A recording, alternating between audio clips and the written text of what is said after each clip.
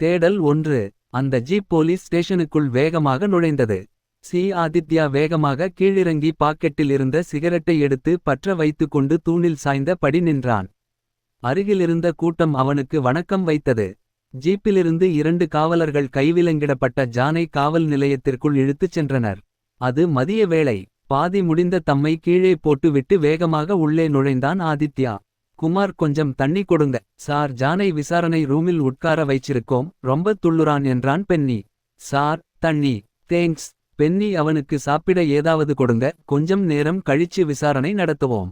Okay sir. சிறிது நேரத்திற்கு பின் அந்த விசாரணை அறை மிகவும் விசாலமாக இருந்தது. ஒரு பெரிய டேபிள், 2 சிசிடிவி கேமராக்கள் பொருத்தப்பட்டிருந்தது. அதில் ஒரு மரச்சேரில் கைவிலங்கிடப்பட்ட படி ஜான் உட்கார்ந்திருந்தான். அவனுக்கு முன்பு ஒரு பெரிய கண்ணாடி இருந்தது. அதன் வழியே மறுபுறம் ஆதித்யா அவனை பார்த்தபடியே நின்றிருந்தான். பென்னி விசாரணை அறையில் ஒரு டீயுடன் உள்நுழைந்தான். இந்தா இதை குடி என்று டீயை டேபிளின் மேல் வைத்துவிட்டு ஜானை பார்த்தான். ஜான் கீழே குனிந்தபடியே அமர்ந்திருந்தான். அரை மயக்கத்தில் பயந்து காணப்பட்டான். 2 நிமிடம் கழிந்தது. பென்னி டீயை தள்ளி வைத்துவிட்டு விசாரணையை தொடங்கினான். இதுவரை எத்தனை செயின் ஸ்நாட்ச் பண்ணி இருக்க? திருடுன செயின எங்க வச்சிருக்கீங்க? ஜான் கலவரத்துடன் காணப்பட்டான். அந்த பைக்கை எங்க திருடுன? ஜான் எதுவும் பேசவில்லை. பென்னி சடாரென்று டேபிளை தட்டினான். அந்த கோபத்தால் மேலே வைக்கப்பட்டிருந்த டீ டம்ளர் கீழே விழுந்து உடைந்தது. இப்ப கேட்ட கேள்விக்கு பதில் சொல்லப் போறியா இல்லையா என்று கத்தினான் பென்னி. கிரண் தான் எல்லார்த்தையும். சார், நான் அவனுக்கு ஹெல்ப் மட்டும் தான் பண்ணினேன், மற்றபடிக்கு செய்தான். கிரண்? யார் அது? என் ஃப்ரெண்ட். எல்லார்த்தையும்னா என்னென்ன செய்தான்? அந்த பைக்க திருடியது, அப்புறம் செயின் ஸ்நாட்ச் பண்ணினது.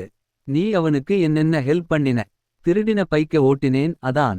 என்ன காமெடியா? விவரமா சொல்றா, கதைய முழுசா சொல்லு என்று அதட்டினான் பென்னி. ஜான் சிறிது தண்ணீரை எடுத்து குடித்துவிட்டு, சார், கிரண் என்னோட பழைய ஃப்ரெண்ட். ரொம்ப வருஷத்துக்கு அப்புறம் 10 மாசத்துக்கு முன்புதான் எதர்ச்சியாக சந்தித்தோம். டேய் கிரண், எப்படி இருக்க? நல்லா இருக்கேன் மச்சான், நீ எப்படி இருக்க? நான் நல்லா இருக்கேன்டா, ஆளே மாறிட்ட. சரி, என்ன பண்ணிட்டு இருக்க? பிசினஸ்தான் மச்சான். டேய், கொஞ்சம் அவசரமா வேலை இருக்குடா, நாம அப்புறம் சந்திப்போமா? ஜான் மௌனமாக இருந்தான். என்ன மச்சான், ரொம்ப நாள் கழிச்சு பார்த்திருக்கிறோம். திடீர்னு கிளம்புறேன்னு சொல்ற. வா, ஒரு டீ குடிச்சிட்டு போகலாம், வாடா. சரி போலாம். ஆமா, உன்னை பத்தி சொல்லு மச்சான், நீ என்ன பண்ணிக்கிட்டு இருக்க? நான் இப்ப சும்மாதான் இருக்கேன். 2 வருஷம் கான்ட்ராக்ட் லேபர் ஆக ஒர்க் பண்ணினேன். இப்ப கான்ட்ராக்ட் முடிஞ்சதால வேலை தேடிக்கிட்டு இருக்கேன். ஹோ, அப்படியா? இதை கேட்டதும் கிரண் சிறிது நேரம் அமைதியானான். சிறிது சிந்தனைக்கு பிறகு, மச்சான், நான் இப்ப பிசினஸ் தான் பண்ணிக்கிட்டு இருக்கேன். நீ வேணும்னா என் கூட ஜாயின் பண்ணிக்கிறியா? ஜாயின் பண்ணிக்கிறேன். என்ன பிசினஸ்? முதல்ல அவனை பார்க்கும்போது ஏதோ பெரிய பிசினஸ் பண்றான்னு நினைச்சேன், ஆனால் என்று இழுத்தான் ஜான். மேல சொல்றா என்று கத்தினான் பென்னி. அது கொஞ்சம் இல்லீகல். என்ன இல்லீகல்? அதாவது மச்சான், பிரான்கா சொல்லப் போனா நான் பண்றது முழுசா இல்லீகல் விஷயங்கள்தான். சிம்பிளா சொல்லணும்னா ஃபேக் சர்டிபிகேட் ரெடி பண்றதிலிருந்து duplicate passport, 10 TH12 mark sheet எடுக்கிறது வரைக்கும். அவ்வளவுதானா? இன்னும் ஏதாவது இருக்கா? பைக் திருட்டிலிருந்து செயின் ஸ்நாட்ச் வரைக்கும். இதை கேட்ட ஜான் சட்டென்று திரும்பி பார்த்தான். அப்ப நீ தேடப்படும் குற்றவாளியா என்று கூறி சிரித்தான். என்ன மச்சி சிரிக்கிற? அங்க பார்த்தியா R15? அது யாரதுன்ற? ஆட்டைய போட்டது தான். ஆர்சி இப்ப நம்ம பேர்ல கலர மாத்தி கெத்தா சுத்திக்கிட்டு இருக்கோம். இதை கேட்ட ஜான் அதிர்ச்சியானன். என்ன மச்சான் சொல்ற? மச்சான், நம்மகிட்ட எல்லாத்துக்கும் ஆள் இருக்கு. இத பாத்தியா செயின்? போன வாரம் நியூஸில பார்த்து இருப்பியே. ரேஸ் கோர்ஸில் காலையில் வாக்கிங் சென்ற பெண்ணிடம் செயின் பறிப்புன்னு. அந்த செயின் தான் இது. டேய், நீ ஏதோ காலேஜ் ஃப்ரெண்ட், வேலையில்லாமல் இருக்கியே, பிசினஸ்ல பார்ட்னராக சேர்த்து கொள்ளலாம்னு உன்னை பார்த்தா ஓவரா சீன் போடுற. இந்தா என் நம்பர், உனக்கு ஏதாவது கண்டிப்பாக தேவைப்படும். அப்ப நீயாவே கூப்பிடுவ. ஒன்னு மட்டும் ஞாபகம் வச்சுக்கோ, நாங்க போடுற பிளான் எல்லாமே பக்கா பிளான். எதுவும் மிஸ் ஆகாது. ஒருவேளை ஆச்சுனாலும் பிளான் பி இருக்கு. அதுக்கப்புறம் என்ன ஆச்சு என்று வினவினான் பென்னி. எனக்கு ஒரு டீல் தேவைப்பட்டுச்சு. என்ன டீல்? அதாவது சார், நானும் அவனும் என்ஜினியரிங் ஒரே டிபார்ட்மெண்ட் தான், மெக்கானிக்கல் இன்ஜினியரிங். அவன் அரியர்ஸ் வச்சிருந்தாலும் லாஸ்ட் இயர் ஈஸியா பாஸ் ஆயிட்டு போயிட்டான். ஆனால் எனக்கு 10 அரியர்ஸ் பெண்டிங் இருந்தது. அதனால எனக்கு எல்லா பேப்பரிலும் பாஸ் பண்ணிட்டு டிகிரி சர்டிபிகேட் வாங்கி கொடுக்கணும்னு அவன்கிட்ட டீல் போட்டுக்கிட்டேன். அதற்கு பதிலாக நானும் அவனுக்கு ஒரு ப்ராஜெக்ட்ல ஹெல்ப் பண்றதா ஒத்துக்கிட்டேன். அப்புறம் என்ன ஆச்சு? அப்புறம் எனக்கு 10 அரியர் கிளியர் ஆகி டிகிரி சர்டிபிகேட்டும் ரெடி பண்ணிட்டான். அரியர்ஸ் எப்படி ஃபேக் பண்ண முடியும்? அது ஃபேக் இல்ல சார், லஞ்சம் கொடுத்து கிளியர் பண்ணி விட்டான் சார். அந்த டிகிரி சர்டிபிகேட் சார் 10 பேப்பரும் கிளியர் ஆனதால டிகிரி சர்டிபிகேட் இன்னும் கொஞ்ச நாள்ல கிடைச்சிடும். சரி, 10 பேப்பர் கிளியர் பண்றதுக்கு யார் யாருக்கு எவ்வளவு லஞ்சம் கொடுத்தீங்க? அது வந்து சார், அது எல்லாமே கிரணுக்கு தான் தெரியும். அவன் செஞ்ச உதவிக்கு நீ என்ன ஹெல்ப் அவனுக்கு பண்ணின? ஒரே ஒரு பைக் திருட தான் ஹெல்ப் பண்ணினேன் சார். அன்னைக்கு அவன் சிங்காநல்லூரில் இருக்கிற லோக்கல் வீதிக்கு வர சொன்னான். அது நீலிகோணம்பாளையம் போற வழி. அங்க ஒரு கிரீன் யாமஹா R15 நின்னுட்டு இருந்தது. அதை திருட முடிவு பண்ணினோம். ஒரு 1/4 மணி நேரம் நோட்டம் விட்டோம். பின்பு பக்கத்தில போய் லாக்கரை உடைத்து விட்டோம். அப்புறம் ஷார்ட் பண்ணி நான் அந்த பைக்கை எடுத்து கொண்டேன். கிரண் அவனோட பைக்ல ஏறிட்டான். அப்பதான் அந்த பைக் ஓனர் பையன் பார்த்துட்டான். கிரண் எப்படியோ தப்பித்து விட்டான். நான் அவங்க கிட்ட மாட்டிக்கிட்டேன். கடைசியா நீங்க வந்தீங்க.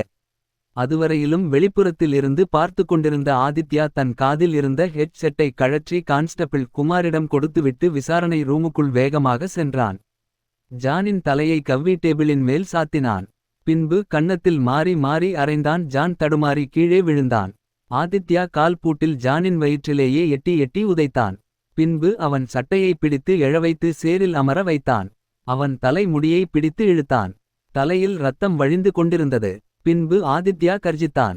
நீ சொன்ன கதையெல்லாம் போதும், உண்மையை சொல்லு என்று கத்தினான் ஆதித்யா. தேடல் 2. 10 நிமிட முதலுதவி சிகிச்சைக்கு பின் பயத்தின் உச்சத்தில் இருந்த ஜான் அருகில் இருந்த தண்ணீரை தட்டுத்தடுமாறி குடித்தான்.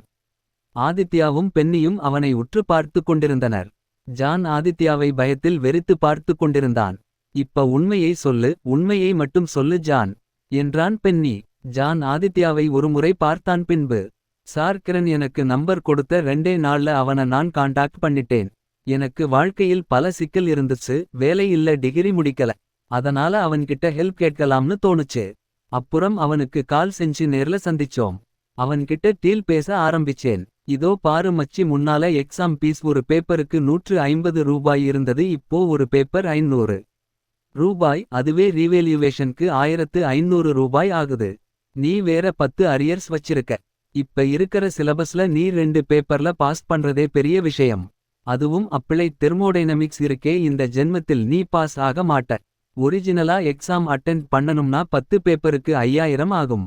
ஆனால் 10 பேப்பர்களையும் உன்ன பாஸ் பண்ண வைக்கணும்னா ஒரு பேப்பருக்கு 10,000 ரூபாய் ஆகும். 10 பேப்பருக்கு 1 லட்சம் ஆகும். அப்புறம் டிகிரி சர்டிபிகேட் வேற, அதுக்கு ஒரு 50,000 ரூபாய் ஆகும். சோ 1,50,000 ரூபாய் ரெடி பண்ணினால் இன்னும் ஒரு வருஷத்துல உனக்கு தேவைப்படுவது எல்லாம் கிடைச்சிடும். என்ன மச்சான் இப்படி சொல்ற? அவ்ளோ காசுக்கு நான் எங்கடா போவேன்? இருக்கிற நிலைமை உனக்கே நல்லா தெரியும். ஏதோ நீ என் பிறண்டு உதவி கேட்கலாம்னு வந்தா இப்படி சொல்றே மச்சி. சரி மச்சி, நீ என் காலேஜ் ஃப்ரெண்ட். உனக்காக 10 பேப்பரையும் கிளியர் பண்ணிவிட்டு டிகிரி சர்டிபிகேட் கிடைக்கிற மாதிரி செய்கிறேன். என்ன கொஞ்சம் காசு செலவாகும். நான் அதை மேனேஜ் பண்ணிக்கிறேன். அதுக்கு பதிலா நீ எனக்கு பார்ட்னர் ஆகணும். ஓகே டீலா, இந்த 2 நாள்ல இதுதான் யோசிச்சேன். எனக்கு ஓகே மச்சி. சரி மச்சி, ப்ராஜெக்ட் வந்ததுக்கு அப்புறம் கால் பண்றேன். அதுவரைக்கும் வெயிட் பண்ணு. சரி ஓகே. Race course. பின்பு சரியா 10 நாள் கழிச்சு கால் பண்ணி ரேஸ் கோர்ஸ் வர சொன்னான். என்னடா ஒரே பதட்டமா இருக்க? அதெல்லாம் ஒண்ணும் இல்லடா, உன் மூஞ்சியை பார்த்தாலே தெரியுது. சரி, பிளான் என்னன்னு சொல்லு.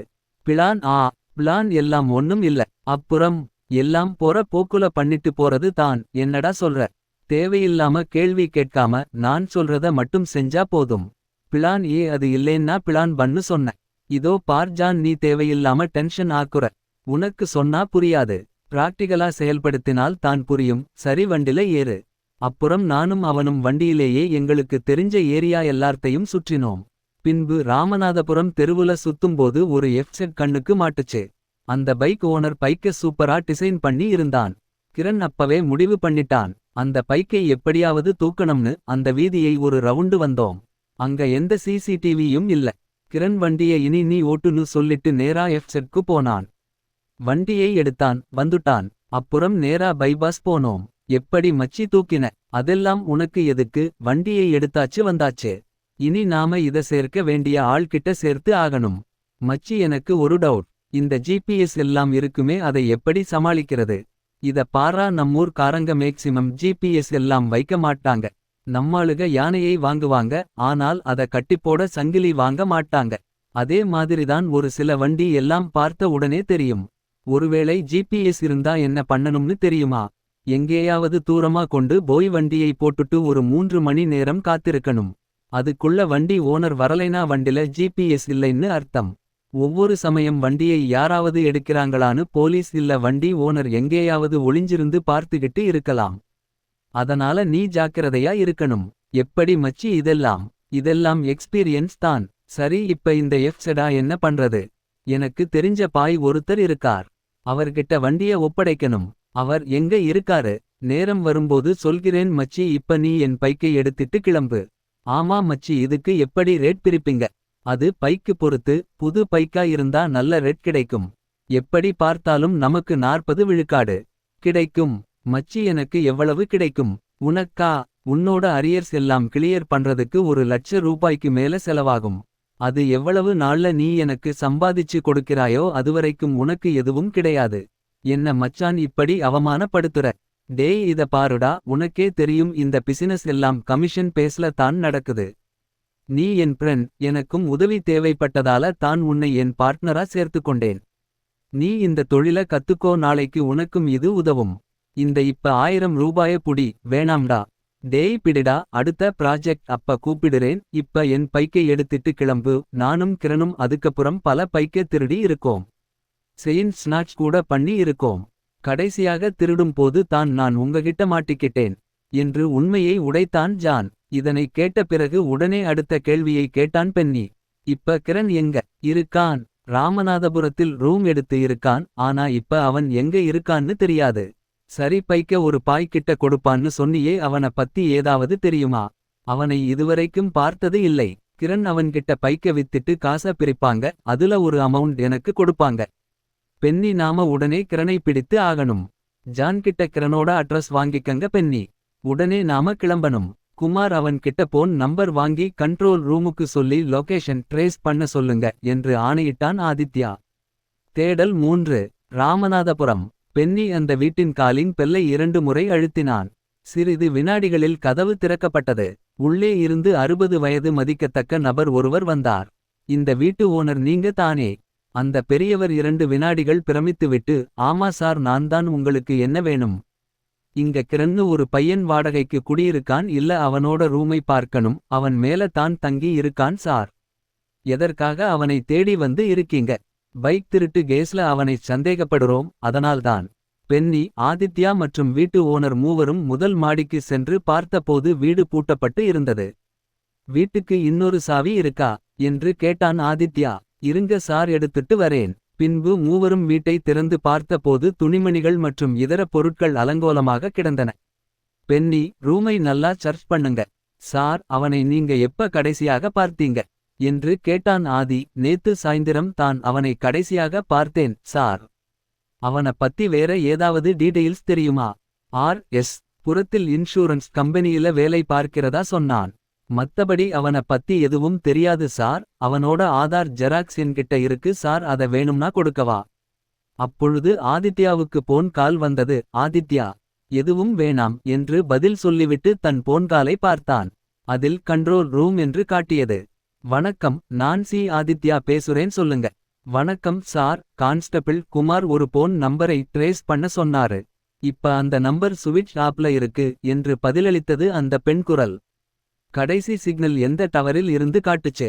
கடைசியா மதியம் 12:10க்கு சிங்கானல்லூர் டவரில் இருந்து சிக்னல் வந்து இருக்கு. அப்புறம் 12:20க்கு சுவிட்ச் ஆப் பண்ணியிருக்காங்க. ஓகே கண்டினியூஸா இந்த நம்பரை ட்ரேஸ் பண்ணுங்க. ஏதாவது சிக்னல் கிடைத்தால் உடனே கால் பண்ணுங்க தேங்க்ஸ். அப்பொழுது பென்னி சார் இங்கே எந்த எலக்ட்ரானிக் டிவைஸும் இல்லை. போன் லேப்டா எல்லாம் வச்சிருக்கான் இப்ப எதுவும் இல்லை. ஆதித்யா பென்னியும் அந்த வீட்டிலிருந்து கிளம்பும்போது வீட்டின் உரிமையாளரும் அண்டை வீட்டுக்காரர்களும் போலீஸை வெறித்து பார்த்து கொண்டிருந்தனர். ஜீப் சிங்கானல்லூர் போலீஸ் ஸ்டேஷனை நோக்கி வந்து கொண்டிருந்தது. ஆதித்யா மனதில் யோசித்துக் கொண்டே வந்தான். அந்த டீக்கடை கிட்ட வண்டியை நிறுத்துங்க. பென்னி டீ கடையில் வண்டியை நிறுத்திவிட்டு 2 டீக்கு ஆர்டர் கொடுத்தான். அப்பொழுது ஆதி பாக்கெட்டில் இருந்த ஒரு தம்மை எடுத்து பற்ற வைத்தான். சார் அந்த கிரண் எப்படியோ எஸ்கேப் ஆகிட்டான் சார் என்று வினவினான் பென்னி. அவன் அந்த வீட்டில் இருக்க மாட்டான்னு எப்பயோ தெரியும் பென்னி. வேற ஏதாவது முக்கிய எவிடன்ஸ் கிடைக்குமான்னு தான் வந்தேன். இவங்க ரொம்ப ஸ்மார்ட்டா திங்க் பண்றாங்க. அப்பொழுது டீக்கடைக்காரர் டீயை டேபிளின் மேல் வைத்து விட்டு சென்றார். பொதுவா இந்த மாதிரி பசங்க இப்படித்தான் இருப்பாங்க சார். அதுலயும் 2 பேரும் இன்ஜினியரிங் படித்து இருக்காங்க. பென்னி அவங்க ஓவர் இன்டெலிஜென்ட் தான். நாம ஒரு பிளான் போடணும். என்ன பிளான் சார்? போற வழியில சொல்றேன். சிங்காநல்லூர் காவல் நிலையம். சார் அவன் எப்படி சார் ரூம்ல இருப்பான்? நான் உங்ககிட்ட மாட்னாது அவனுக்கு தெரியும். அது தெரிஞ்ச உடனேயே அவன் எஸ்கேப் ஆகி இருப்பான் இல்ல என்றான் ஜான். பென்னி கன்னத்தில் பளாரென்று அறைந்தான். ஏண்டா அது எங்களுக்கு தெரியாதா? வேற ஏதாவது எவிடன்ஸ் இருக்குதான்னு பார்க்கத்தான் அங்க போனோம் புரியுதா? நீ ரொம்ப ஓவரா பேசுற. உனக்கு அவன் எங்கே போயிருப்பான்னு தெரியுமா? என்று கேட்டான் ஆதி. சார் அவனோட வீட்டு அட்ரஸ் மட்டும் தான் தெரியும். வேறு எதுவும் தெரியாது. சரி ஜான், இப்ப நாங்க எப்படி அவனை பிடிக்கிறது நீயே சொல்லு. எனக்கு எப்படி சார் தெரியும்? சரி ஜான், இப்ப நீ மட்டும்தான் சிக்கியிருக்க. இருக்கிற திருட்டு கேஸ் எல்லாம் உன் மேல தான் வரும் என்றான் பென்னி. அப்பொழுது அந்த செல்போனை தூக்கி டேபிளின் மேல் வைத்தான் ஆதித்யா. என்ன பாக்குற ஜான்? நாங்க அவன் ரூமுக்கு மட்டும் போகல, உன்னோட ரூமுக்கும் தான் போனோம். அங்க கிடைத்தது தான் இந்த போன். திருவென்று வெறித்து பார்த்தான் ஜான். எல்லா செல்போனுக்கும் பாஸ்வேர்டு இருக்கும் ஜான், உன்னோட செல்போனுக்கும் தான். 2 வினாடி பார்வைக்கு பின் ஜான் அந்த செல்போனின் பாஸ்வேர்டை நீக்கிக் கொடுத்தான். ஆனால் ஆதித்யா அந்த போனை மறுபடியும் ஸ்கிரீன் லாக் செய்தான். எங்களை என்ன அடி முட்டாள்னு நினைச்சியா ஜான்? உங்கள மாறி திருடனாக 5-6 செல்போன் 5-6 போன் நம்பர் எல்லாம் வச்சிருப்பாங்க. போலீஸ் கிட்ட மாட்டும்போது லொகேஷன் ட்ரேஸ் பண்ணாம இருக்க சாப்ட்வேர் யூஸ் பண்ணுவீங்க. எல்லாம் எங்களுக்கு தெரியும் ஜான். நீ எங்க கிட்ட வசமா மாட்டிக்கிட்ட ஜான் என்றான் பென்னி. அதனால் நாம் ஒரு டீலுக்கு வரலாம். நீ அவனை எங்களுக்கு புடிச்சு கொடுக்கணும். அதுக்கு பதிலா உன்ன பெரிய கேஸ் வராமல் பாத்துக்குறோம். நீ ஒரு பூச்சி ஜான். அவன் உன்ன நல்லா யூஸ் பண்ணி இருக்கான். உன்ன வச்சு பல வேலையை செஞ்சிருக்கான். இப்போ உனக்கு புரியுதா? பிறகு ஜான் பயத்தின் உச்சியில் இருவரையும் பார்த்து கொண்டிருந்தான். சிறிது யோசனைக்குப் சரி, நான் அவன புடிக்கருக்கு உங்களுக்கு ஹெல்ப் பண்றேன். அப்படி வா வழிக்கு. சாயந்திரம் உன்ன ரிலீஸ் பண்றோம். அதிலிருந்து நீ எங்க கண்காணிப்பில் தான் இருப்ப. உனக்கு 2 நாள் தான் டைம். அதுக்குள்ள நீ அவன புடிச்சு தரணும். நீ எங்கேயாவது தப்பிக்க நினைச்சா அப்புறம் அவ்வளவுதான். உன் வாழ்நாள் முழுவதும் எந்திரிக்க முடியாதபடி பண்ணிருவோம் பார்த்துக்க. ஜான் தன் மனதில், நாம இவங்களுக்கு ஹெல்ப் பண்ணாம இருந்தாலும் கிரணை புடிச்சிடுவாங்க. அவன புடிச்சதுக்கப்புறம் நம்மளையும் புடிச்சிடுவாங்க. அதுக்கு பதிலா நாம இவங்களுக்கு ஹெல்ப் பண்ணி நல்ல பெயரை எடுத்துக்க வேண்டியதுதான் என்று யோசனையில் ஆழ்த்தான் ஜான். அதற்காக இந்த டீலுக்கு ஒத்து கொண்டான். தேடல் 4. Hope college, Avinashi road. October 14, 2020 இரவு 7 மணி. ஜான் ஒரு டீக்கடையில் உட்கார்ந்து கொண்டு டீயை ஆர்டர் செய்தான். அப்படியே சாய்ந்தான். சட்டாரென்று வலியால் துடித்தான். போலீஸ் கொடுத்த அடி அவனது நினைவுக்கு வந்தது. இந்த போலீஸ் பயலுக என்னதான் பிளான் வச்சிருக்காங்கன்னு தெரியல. என்ன ரிலீஸ் பண்ணாமலேயே அவனை பிடிக்க முடியும். அவன் ஒன்னும் அவ்ளோ பெரிய ஆள் இல்லை.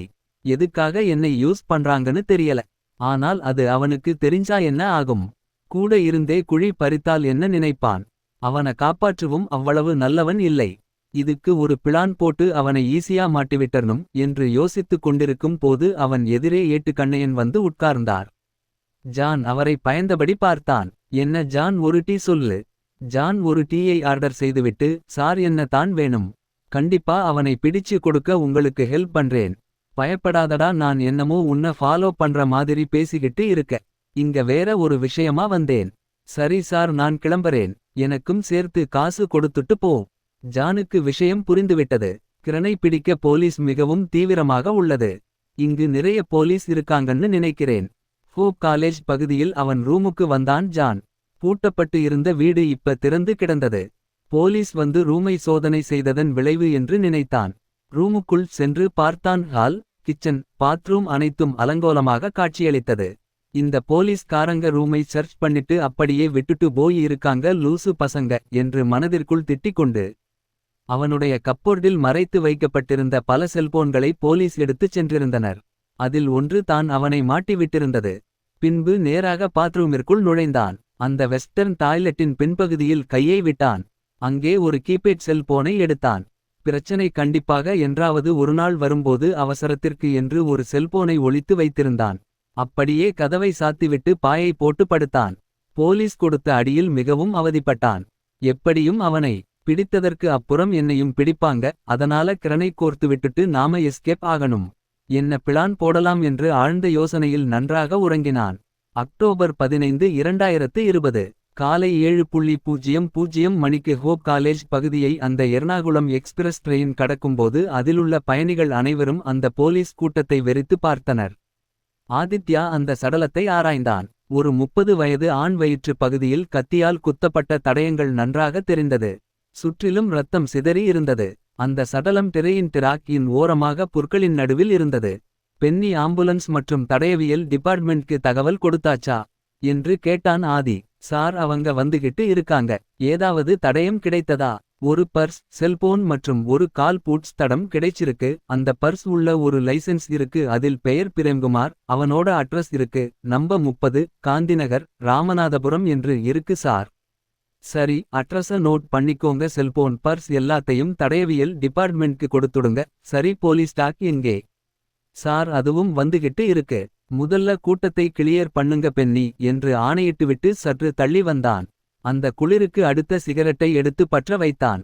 கான்ஸ்டபிள் கூட்டத்தை கலைத்தனர். அது ஹோப்ஸ் காலேஜ் பகுதி. டைடல் பார்க்குக்கும் அவினாசி சாலைக்கும் இடைப்பட்ட ரயில்வே டிராக்கில் தான் கொலை நடந்துள்ளது. அது ஒரு பள்ளத்தாக்கு பகுதி. அந்த இடத்திலிருந்து சற்று தூரத்தில் இளம் ஆண்களும் பெண்களும் டைடல் பார்க்கில் உள்ள மென்பொருள் நிறுவனத்திற்கு வேலைக்கு சென்று கொண்டிருப்பது நன்றாக தெரிந்தது. அரை மணி நேரத்தில் அனைத்து டிபார்ட்மெண்ட்டும் வந்து சேர்ந்தனர். ராக்கியும் கூடவே வந்தது. மணி தன் வலது கையால் ராக்கியின் சங்கிலியை கெட்டியாக பிடித்து கொண்டிருந்தான். மார்னிங் சார் என்று ஆதிக்கு சல்யூட் அடித்தான் மணி. எஸ், ராக்கி எப்படி இருக்கான்? மணி நல்லா இருக்கான் சார். சரி, உங்க வேலைய ஆரம்பிங்க. மணி அந்த ஜெர்மன் ஷெப்பர்ட்டை சடலத்தின் அருகில் கொண்டு வந்தான். பின்பு ராக்கி அந்த சடலத்தை மோப்பம் பிடித்தபடி ரயில்வே டிராக் மேலே சென்றது. பின் சிறிது தூரத்திற்குச் சென்று அந்த மேட்டுப்பகுதியை பார்த்து குலைத்தது. மேட்டுப்பகுதியை அடைந்தவுடன் அங்குள்ள குப்பை தொட்டியைச் சுற்றி சுற்றி வந்தது. அதன் பிறகு எங்கும் செல்லவில்லை. மணி அந்த குப்பை தொட்டியை கிளறியவுடன் அதில் ஒரு கத்திரத்தக்கரையுடன் ஒரு பேப்பரில் சுற்றப்பட்டிருந்தது. சேகரித்தனர். பாரன்சிக் டிபார்ட்மெண்ட் ஆட்கள் அந்த கத்தி மற்றும் அனைத்து இரத்த மாதிரிகளையும். பென்னி, லேப் ரிசல்ட்ஸ் சீக்கிரம் வேணும்னு சொல்லிருங்க என்று கட்டளையிட்டான் ஆதி. அடித்தான். அப்பொழுது கான்ஸ்டபிள் கண்ணையன் அந்த இதத்திற்கு வந்து ஆதிக்கு ஒரு சல்யூட். என்ன கண்ணையா, நைட் சரியா தூங்கிட்டீங்களா? இல்ல சார், ஜானை கண்காணித்து கொண்டு இருந்தேன். அதனால சரியா தூங்கலை. ஆமா, நீங்க எங்கே இருந்து அவனை நோட்டம் விட்டீங்க? அவன் வீட்டுக்கு நேர்கீழே போலீஸ் ஜீப்ல இருந்தேன். அப்புறம் சார், இங்க ஒரு கொலை நடந்தது என்று கேள்விப்பட்டேன். சார், இங்கிருந்து ஜான் ரூமுக்கு ஒரு 500 மீட்டர் தொலைவுதான் இருக்கும். ஆனா அவன் ரூமை விட்டு வெளியே வந்த மாதிரி தெரியவில்லை சார். சரி கண்ணையா, இப்ப ஜான் எங்க இருக்கான்? ஹோப் காலேஜ் பகுதியில் ஒரு தெரு. ஜான் அந்த கையேந்தி பவனில் இட்லியை ஆர்டர் செய்துவிட்டு போலீஸ் அவனை பாலோ செய்வதை ஓரக்கண்ணில் பார்த்தான். இவனுக நம்மள விட மாட்டாங்க போல இருக்கு. சீக்கிரம் சாப்பிட்டு இடத்தை காலி பண்ணணும் என்று மனதுக்குள் நினைத்து கொண்டான். காலை உணவை முடித்து விட்டு ஒரு ஓரமாக வந்தான். ஹோப்ஸ் பகுதியில் சிறிது தூரம் வந்ததும் அந்த பார்க்கில் மரத்திற்கு பின் ஓடி மறைந்தான். பின் தன் சட்டை பையில் நேற்று மறைத்து வைக்கப்பட்ட செல்போனை எடுத்து ஆன் செய்தான். செல்போனை ஆன் செய்ததும் சிறிது நேரத்தில் கிரணிடமிருந்து கால் வந்தது. டேய் ஜான், எப்படி இருக்க? நான் நல்லா இருக்கேன் மச்சான். நீ சொன்னது கரெக்ட் தான் மச்சான். என் பேக்கில் இருந்த அந்த செல்போனை போலீஸ் எடுத்து வச்சிக்கிட்டாங்க. நான் தனியாக ஒரு செல்போனை ஒளித்து வைத்தது நல்லதா போச்சு. டேய், அப்புறம் போலீஸ் உன்ன தீவிரமாய் தேடிக்கிட்டு இருக்காங்க. நீ இப்ப எங்க இருக்க? நான் உக்கடத்தில் இருக்கேன். நீ எப்படி போலீஸ் கிட்ட இருந்து தப்பித்து வந்த? நான் தப்பிச்சு எல்லாம் வரலை. நான் அவங்க கிட்ட மாட்டிக்கிட்டேன். இப்ப உன்ன புடிச்சு கொடுக்க எங்கிட்ட டீல் பேசுறாங்க மச்சி. நான் அவங்க கண்ணில் சிக்காமல் உன் கூட பேசிக்கிட்டு இருக்கேன் மச்சி. நீ ஒன்னும் கவலைப்படாதே, நான் அவங்க கிட்ட சிக்க மாட்டேன். அப்படி நினைக்காத மச்சி. அவனுக எல்லாம் என்ன போட்டு பின்னிட்டாங்க. உன்னை பிடிக்க எனக்கு 2 நாள் டைம் கொடுத்திருக்காங்க. இப்ப நான் என்ன பண்றதுன்னு நீயே சொல்லு. என்னடா சொல்ற? சிறிது யோசனைக்கு பின் நாம ஒரு பிளான் போடணும்டா. மச்சி, எனக்கு பயமாக இருக்குடா. நான் இப்ப இங்க இருக்கறது நல்லதல்ல. நான் உடனே பொள்ளாச்சி கிளம்புறேன்டா. என்ன மாட்டி விடாமல் இருக்கறதுக்கு தேங்க்ஸ் மச்சி. நீ எப்படியாவது போலீஸை ஒரு மாசம் சமாளி. அதுக்குள்ள ஒரு பிளான் போடுவோம். மச்சி, நீ என் ஃப்ரெண்ட். உன்னை எப்படி மச்சி நான் போட்டு கொடுப்பேன். ஆமா, உன்னை எப்படி காண்டாக்ட் பண்றது? தேங்க்ஸ் மச்சி, இதே நம்பர் தான் யூஸ் பண்ணுவேன். சோ இதிலேயே கால் பண்ணு. Okay bye. உடனே போனை துண்டித்துவிட்டு தன் பைக்கை எடுத்து வேகமாக கிளம்பினான். ஜான் அந்த பார்க்கில் இருந்து வெளியே வந்து அந்த போலீஸின் பின்பக்கத்தை தட்டினான். நீ இங்கதான் இருக்கியா? உன்ன தான் தேடிக்கிட்டு இருந்தேன். உடனே சீக்கு கால் பண்ணுங்க. கிரண் எங்க இருக்கான்னு தெரிஞ்சிருச்சு. ஆதித்யாவும் பென்னியும் கான்ஸ்டபிள் கண்ணையாவும் அவினாசி ரோட்டில் அந்த கொலையைப் பற்றி பேசிக்கொண்டு வாகனத்தில் பயணித்துக் கொண்டிருந்தனர். அப்போது ஆதித்யாவுக்கு கான்ஸ்டபிள் மாரியிடம் இருந்து அழைப்பு வந்தது. சொல்லுங்க மாரி சார், இங்க ஜான் பையன் இருக்கான். உங்க கூட பேசணும்னு சொல்றான். சார், கிரண் எங்க இருக்கான்னு தெரிஞ்சிருச்சு. இப்ப உக்கடத்தில் இருக்கான். ஓகே ஜான், அவனை எப்படி ட்ரேஸ் பண்றது? இந்த போன் நம்பரை ட்ரேஸ் பண்ணுங்க என்று கிரணின் செல்போன் நம்பரை கொடுத்தான் ஜான். அந்த செல்போன் நம்பரை வாங்கிவிட்டு மாரியிடம் போனை கொடுக்குமாறு கூறினான் ஆதி.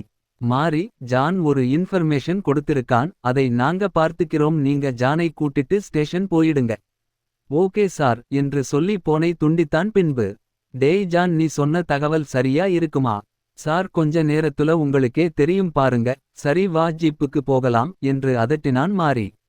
ஜானுக்கு அப்போதே புரிந்து விட்டது, தன்னையும் கைது செய்யப் போகிறார்கள் என்று. சிறிது தூரம் இருவரும் பேசிக்கொண்டு வந்தனர்.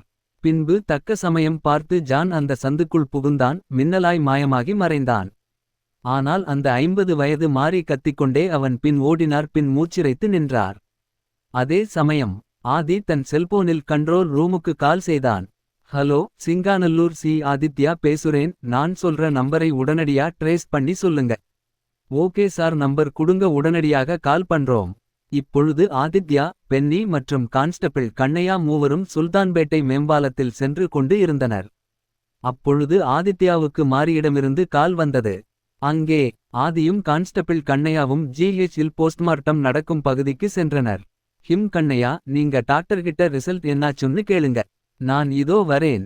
சரி சார். ஆதி அந்த 6வது பிளாகின் பின்புறம் வந்து தன் பாக்கெட்டில் இருந்த சிகரெட்டை எடுத்து பற்ற வைத்தான். கண்ணையா முன்புற கதவை தட்டினான். சிறிது நேரத்தில் ஒரு நர்ஸ் அங்கு வந்தாள்.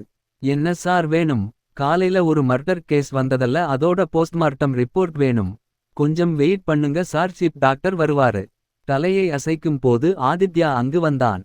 சார், சீப் டாக்டர் வரவரைக்கும் வெயிட் பண்ண சொல்றாங்க. ஓகே. ஒரு 10 நிமிடத்தில் உயரமான 55 வயது மனிதர் டாக்டர் உடையில் வந்து நின்றார். Hello sir, I am chief doctor Murthy. How are you? I am Aditya and fine sir. உள்ள வாங்க மிஸ்டர் ஆதி. டாக்டரும் ஆதி மற்றும் கண்ணையா மூவரும் பிரேத பரிசோதனை அறைக்கு சென்றனர். அங்கே ஒரு பாடி துணியால் மூடப்பட்டிருந்தது. டாக்டர் அந்த துணியை நீக்கினார். பின்பு கொலையைப் பற்றி விளக்கினார். இவன் இறந்தது கத்தியால் குத்தப்பட்டு மிஸ்டர் ஆதி. கிட்டத்தட்ட 5 முறை வயிற்றில் கத்தி பாஞ்சிருக்கு. இவன் இறந்த நேரம் சரியாக அதிகாலை 12:30 முதல் 1:00 மணி வரை இருக்கும். ஓகே, நீங்க கொஞ்ச நேரம் வெயிட் பண்ணுங்க, நான் சர்டிபிகேட் ரெடி பண்ணிடுறேன். ஆதித்யா டாக்டர் சொன்ன தகவல்களை தன் பாக்கெட் டைரியில் குறித்து கொண்டான். பின்பு ஆதியும் கண்ணையாவும் அறையை விட்டு வெளியே வந்தனர். அதே நேரம் ஆதித்யாவின் செல்போன் சினுங்கியது. ஸ்கிரீனில் கமிஷனர் 1 என்ற பெயர் காட்டியது. என்ன ஆதித்யா, இன்னிக்கு நாள் ஒரே பரபரப்பா இருக்கு. ஆமா சார், ஒரு மர்டர் கேஸ், ஒரு சேசிங் கேஸ். அதுபோக இன்னும் நாள் முடியல. ஏதாவது முன்னேற்றம் இருக்கா? நோ சார், இப்பதான் போஸ்ட்மார்ட்டம் ரிப்போர்ட் வாங்க வந்தேன். கொலை செய்யப்பட்ட பெயர் பிரேம்குமார். அடுத்த டீடைல்ஸ் இனி தான் கலெக்ட் பண்ணனும். அப்புறம் பைக் கேஸ்ல கிரண்னு ஒருத்தன் சிக்கி இருக்கான். அவனுக்கு அடிபட்டிருக்கு. ட்ரீட்மெண்ட் முடிஞ்சு விசாரணையை ஸ்டார்ட் பண்ண போறோம் சார். இப்பல தானே இருக்கீங்க? ஆமா சார். அப்ப கமிஷனர் ஆபீஸ் பக்கத்துல தான் இருக்கு. சோ ஈவினிங் டீடைல்ஸ் கலெக்ட் பண்ணிட்டு வந்து ரிப்போர்ட் பண்ணுங்க. ஓகே சார், ஈவினிங் பார்க்கலாம் என்று கூறிவிட்டு போனை கட் செய்தான் ஆதித்யா. பின்பு கண்ணையாவிடம், பிரேம்குமார் குடும்பத்துக்கு தகவல் நாம இன்னும் கொடுக்கவில்லை. சோ கண்ணையா, நீங்க போய் அவங்க குடும்பத்துக்கு தகவல் கொடுத்துவிட்டு ஸ்டேஷன் வந்துருங்க. அப்பொழுது டாக்டர் சர்டிபிகேட் உடன் வெளியே வந்து ஆதித்யாவிடம் ரிப்போர்ட்டை கொடுத்தார். பின்பு ஆதியும் கண்ணையாவும் அங்கிருந்து கிரணை பார்க்கச் சென்றனர். Ortho department, GH. என்ன பென்னி, அவனுக்கு ட்ரீட்மெண்ட் எப்படி போய்கிட்டு இருக்கு? சார், பெருசா ஒண்ணும் இல்ல சாரு, காயம் தான். ஈவினிங் கமிஷனர் கூட மீட்டிங் இருக்கு. நாம சீக்கிரமா கிளம்பனும். அதுக்கு முன்னாடி கொலை செய்யப்பட்ட பிரேம்குமாரின் டீடைல்ஸ், அப்புறம் கொலைக்கான மோட்டிவ் எல்லாத்தையும் சீக்கிரமா கண்டுபிடிக்கணும் பென்னி. அந்த பையனுக்கு ட்ரீட்மெண்ட் முடிஞ்சது. 2 நாட்கள் ரெஸ்ட் எடுக்கணும், கால் நரம்பு மட்டும் பிசகி இருக்கு என்றார் டாக்டர். ட்ரீட்மெண்ட்க்கு தேங்க்ஸ். ஆனா அதுக்கெல்லாம் இப்ப நேரமில்ல டாக்டர், பென்னி என்று தலையசைத்தான் ஆதித்யா. ஜிஹெச்லிருந்து ஸ்டேஷன் நோக்கி போலீஸ் ஜீப் சென்றது. அப்பொழுது மதியம் 3 மணி இருக்கும். ராமநாதபுரம் சிக்னலில் கண்ணையா இறங்கிவிட்டார். ஜீப்பில் இருந்த கிரண் வலியால் துடித்துக் கொண்டிருந்தான். சார், வண்டியை கொஞ்சம் மெதுவா ஓட்டிக்கிட்டு போங்க என்று அனத்தினான் கிரண். தேடல் 5. சிங்காநல்லூர் காவல் நிலையம். அக்டோபர் 15 2020 மாலை 3:30 மணி.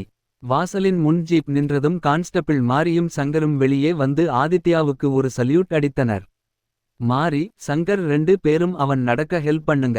கொண்டு போய் லாக்கப்பில் வையுங்கள் என்றான் பென்னி. LDITI. பின் இருவரும் கைத்தாங்கலாக கிரணை ஸ்டேஷனுக்குள் அழைத்து வந்தனர். அப்பொழுது, சார் என்னை மன்னிக்கணும். அந்த ஜான் பையன் என்கிட்ட இருந்து தப்பிச்சிட்டான். ஓஹோ, அவன்தான் என்ன மாட்டி விட்டதா? அவன் ஒரு துரோகி சார். அவனுக்கு நான் எவ்ளோ ஹெல்ப் பண்ணினேன்.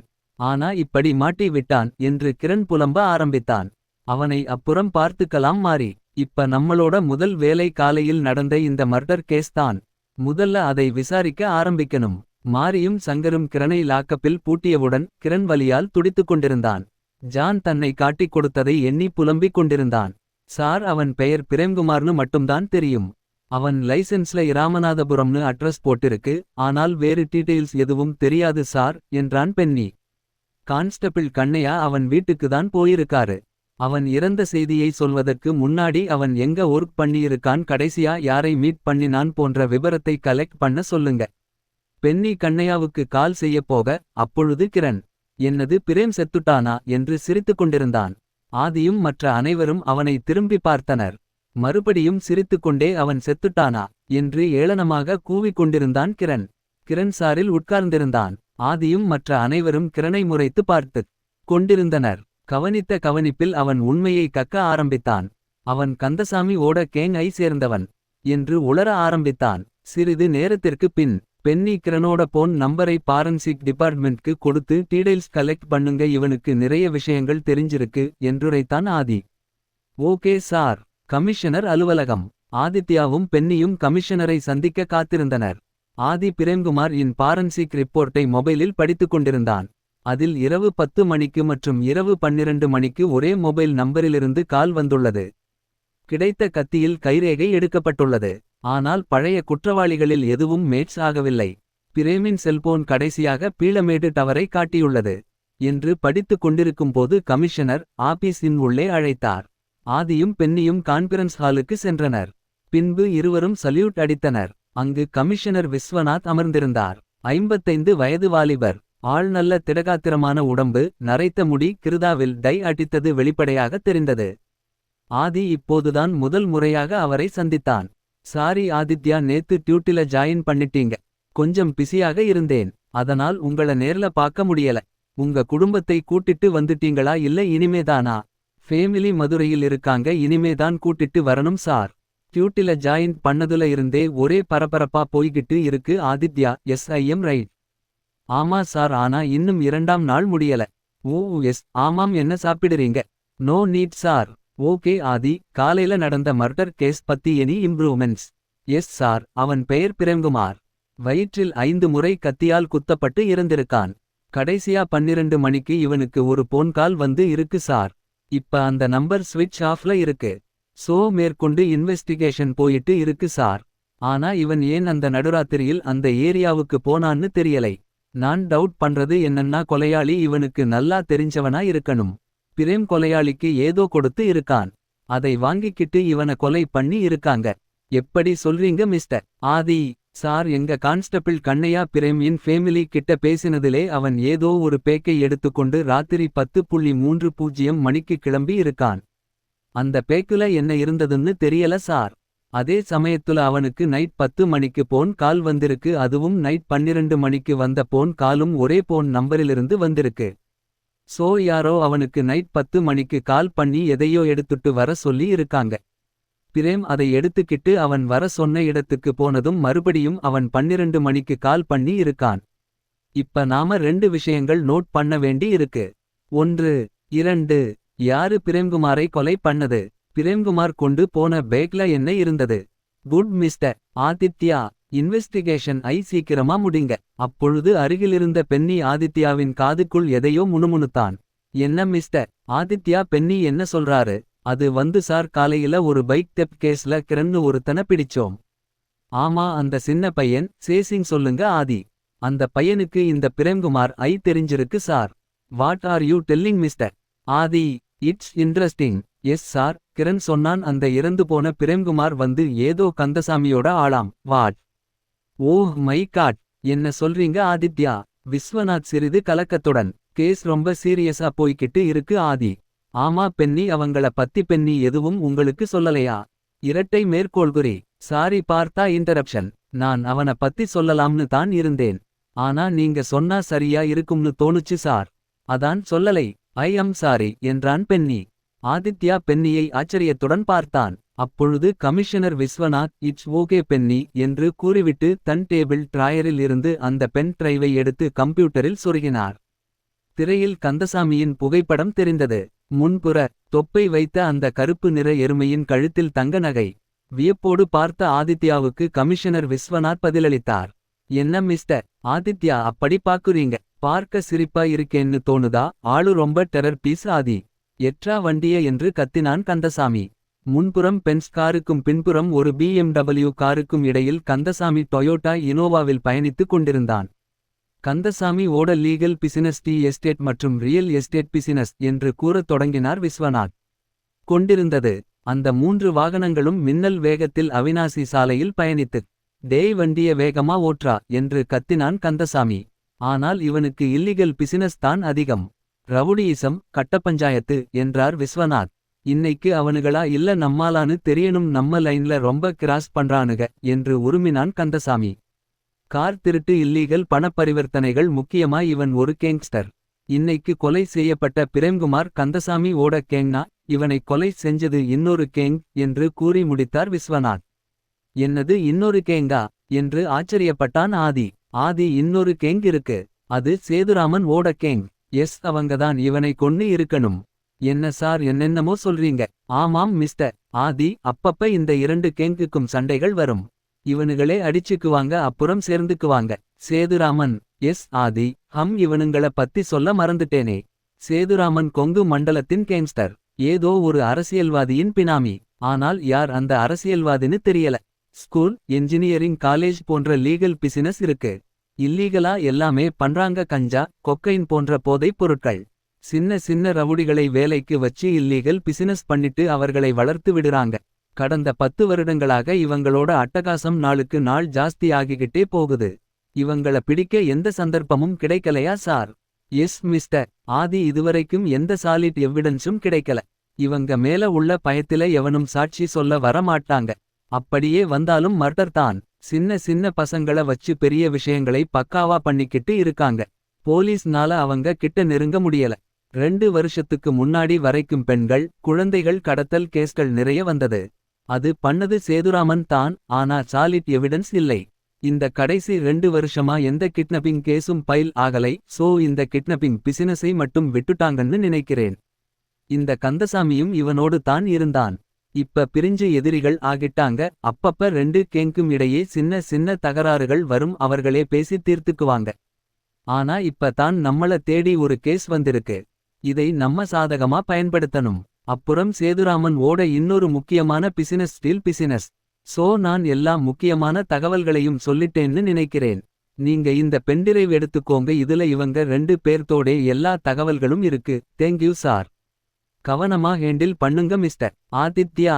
அந்த 3 வாகனங்களும் சேதுராமனின் ஸ்டீல் கம்பெனிக்குள் நுழைந்தது. அந்த நாள் ஒரு வியாழக்கிழமை. முதல் ஷிப் முடிந்து பணியாளர் அனைவரும் வீட்டுக்கு சென்றிருந்தனர். கந்தசாமியும் அவனது சகாக்களும் கோபத்துடன் காரில் இருந்து கீழே இறங்கினர். அண்ணே, அவங்க வந்துட்டாங்க என்றுரைத்தான் ஈஸ்வரன். அந்த 65 வயது நபர் நிமிர்ந்து ஈஸ்வரனை பார்த்தார். அவங்களை கூட்டிட்டு வாங்கடா என்று ஆணையிட்டான் சேதுராமன். நம்மாளுக எல்லாம் கவனமா இருங்கடா என்று குரைத்தான். கந்தசாமி தன் படைகளுடன் வந்தான். சந்தன நிற சட்டை, வெள்ளை நிற பேண்ட் அணிந்திருந்தான். கண்ணுக்கு பவர் கிளாஸ் அணிந்து கொண்டு தன் ஐபோனை சட்டை பாக்கெட்டில் வைத்திருந்தான். அவன் வருவது அந்த சேதுராமனின் கூலிங் கிளாஸில் நன்றாக தெரிந்தது. அவன் பின்னால் ஈஸ்வரனும் மற்றும் அவனது அடியாட்களும் சூழ்ந்திருந்தனர். கந்தசாமியும் தன் பங்கிற்கு அடியாட்களை அழைத்து வந்து இருந்தான். வாடா கந்தசாமி, ரொம்ப வருஷம் கழிச்சு என்னை பார்க்க வந்திருக்க. பெரிய ஆளு ஆகிட்ட. நம்ம இடத்துக்கு வந்திருக்க. என்ன சாப்பிட்ற. கந்தசாமி ஒரு முறை சுற்றிலும் பார்த்தான். சுற்றிலும் கவர் செய்யப்பட்ட ஒரு ஸ்டீல் ஆலை. ஒரு நீண்ட கன்வேயர். எங்கு பார்த்தாலும் மோல்ட்களும் இரும்பு ராடுகளும் இருந்தது. அது ஒரு பெரிய ஆலை. அருகில் பவுண்டரி இருந்தது. கம்பெனியின் அடுத்த பக்கத்தில் ஜப்பான் டெக்னாலஜியின் கொப்பளர் பர்னன்ஸ் இருந்தது. அது கந்தசாமியின் கண்களுக்கு நன்றாக தெரிந்தது. Grinding machine, cutting machine, CNC மற்றும் விஎம்சி மிஷின்களின் அணிவகுப்பும் அங்கிருந்தது. கொப்பளர் பர்னன்ஸ்க்கு அருகில் 2 கிரேன் வசதி இருந்தது. என்ன கந்தசாமி ஆச்சரியமா பாக்குற, நீ எப்ப தொழில மாத்துன சொல்லவே இல்ல. சேதுராமன் சிரித்தான். என்ன சாப்பிட்ற, டேய் அவருக்கு கூல்டிரிங்ஸ் எடுத்துட்டு வாங்கடா. நான் ஒன்னும் இங்க வந்து விருந்து சாப்பிட வரவில்லை. உங்க பசங்க எங்க ஆளுக 3 பேர்தை கொன்னு இருக்காங்க. தேவையில்லாம எங்க வழியில் தலையிடுறீங்க. சேதுவின் வலதுகரமாக ஈஸ்வரன் கூவினான். நாங்களாம் முதல்ல கொலை பண்ணினோம். உங்க ஆளுகதான் எங்க பசங்க 2 பேர்த்த போட்டு இருக்காங்க. டேய் அமைதியா இரு. தம்பி கோவத்தோட இருக்கார். நான் பேசிக்கிறேன். இத பாரு, நான் ஒன்னும் உங்க பசங்களை போட சொல்லலை. ஏதோ பார்த்த இடத்தில் தகராறு ஆகியிருக்கு. இதை இதோடு விட்டிரு கந்தசாமி. இங்க பாருங்க, நான் பாட்டுல பொள்ளாச்சிலையும் ஊட்டியிலையும் பிசினஸ் பண்ணிக்கிட்டு இருக்கேன். உங்க ஆளுக தேவையில்லாம அதுலயும் தலையிடுறாங்க. இதை சொல்லத்தான் அங்கிருந்து வந்திருக்கியா? இதெல்லாம் ஒரு பிசினஸ்னா போட்டி இருக்கத்தான் செய்யும் கந்தசாமி. சரி, இனிமே உன்னோட பிசினஸ்லயும் நான் தலையிடுவேன் பார்த்துக்கோ. டேய் என்னடா அண்ணனை மிரட்டுறியா? ஆம்பளையா இருந்தா பிசினஸ்ல அண்ணன் கூட வந்து மோதி பாருடா என்று கடிந்தான் ஈஸ்வரன். நீ யாரா குறுக்க பேசிக்கிட்டு இருக்க? இனிமே நடக்குறத பார். டேய் எங்க வந்து யாரை மிரட்டிக் கொண்டு இருக்கேன்னு தெரியுதா? சிங்கத்தோட கோட்டையில வந்து என்னடா சத்தம் போட்டுட்டு இருக்க?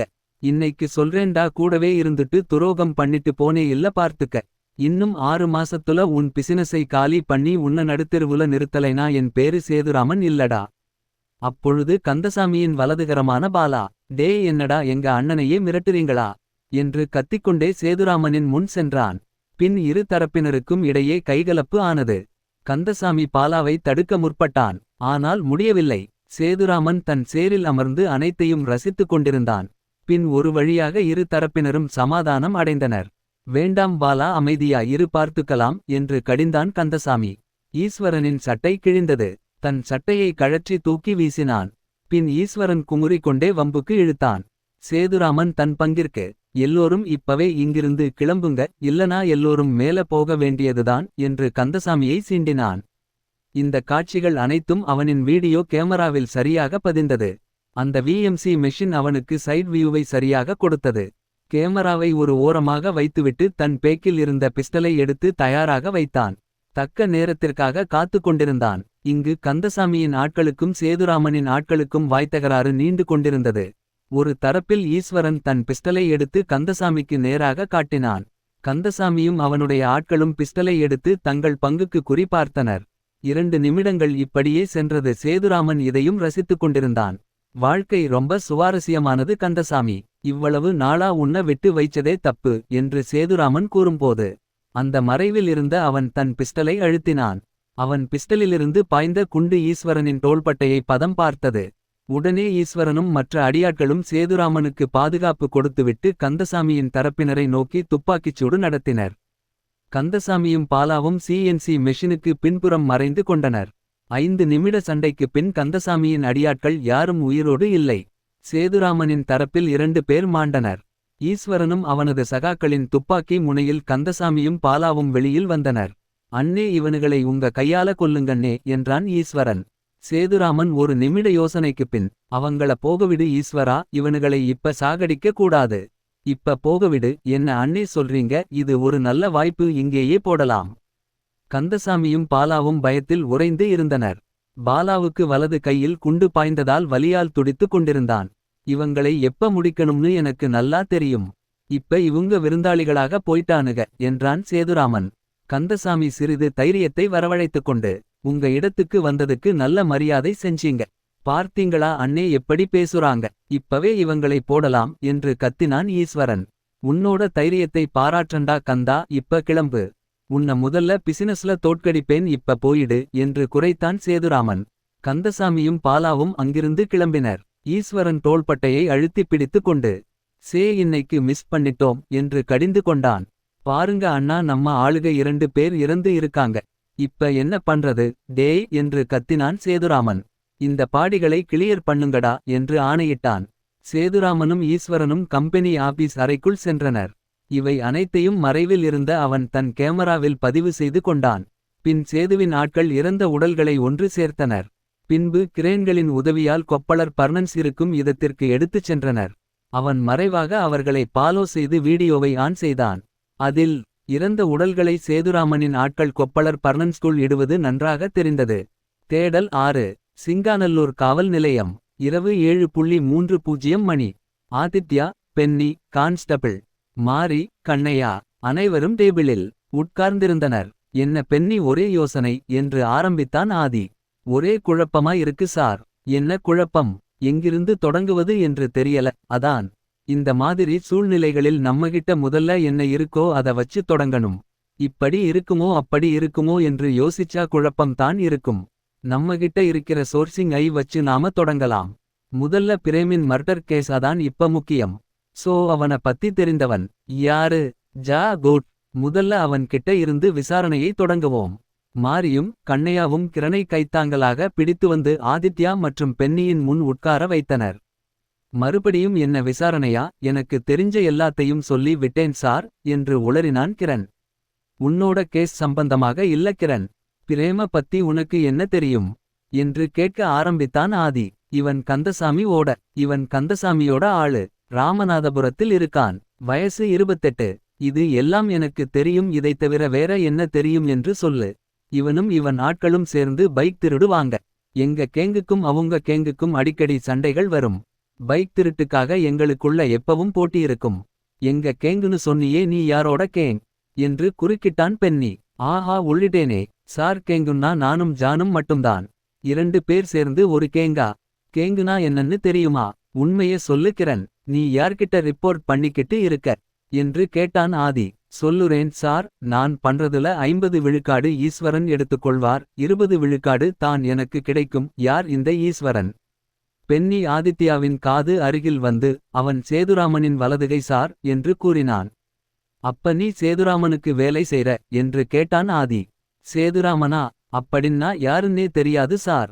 கான்ஸ்டபிள் கண்ணையா கிரணின் காலில் ஒரு போடு போட்டார். சார், அடிப்பட்ட இடத்தில் ஏன் சார் அடிக்கிறீங்க? எனக்கு தெரிஞ்சதை எல்லாம் சொல்லிட்டேன் சார், என்ன விட்டுருங்க. இவன் உண்மைதான் சொல்றான்னு நினைக்கிறேன்.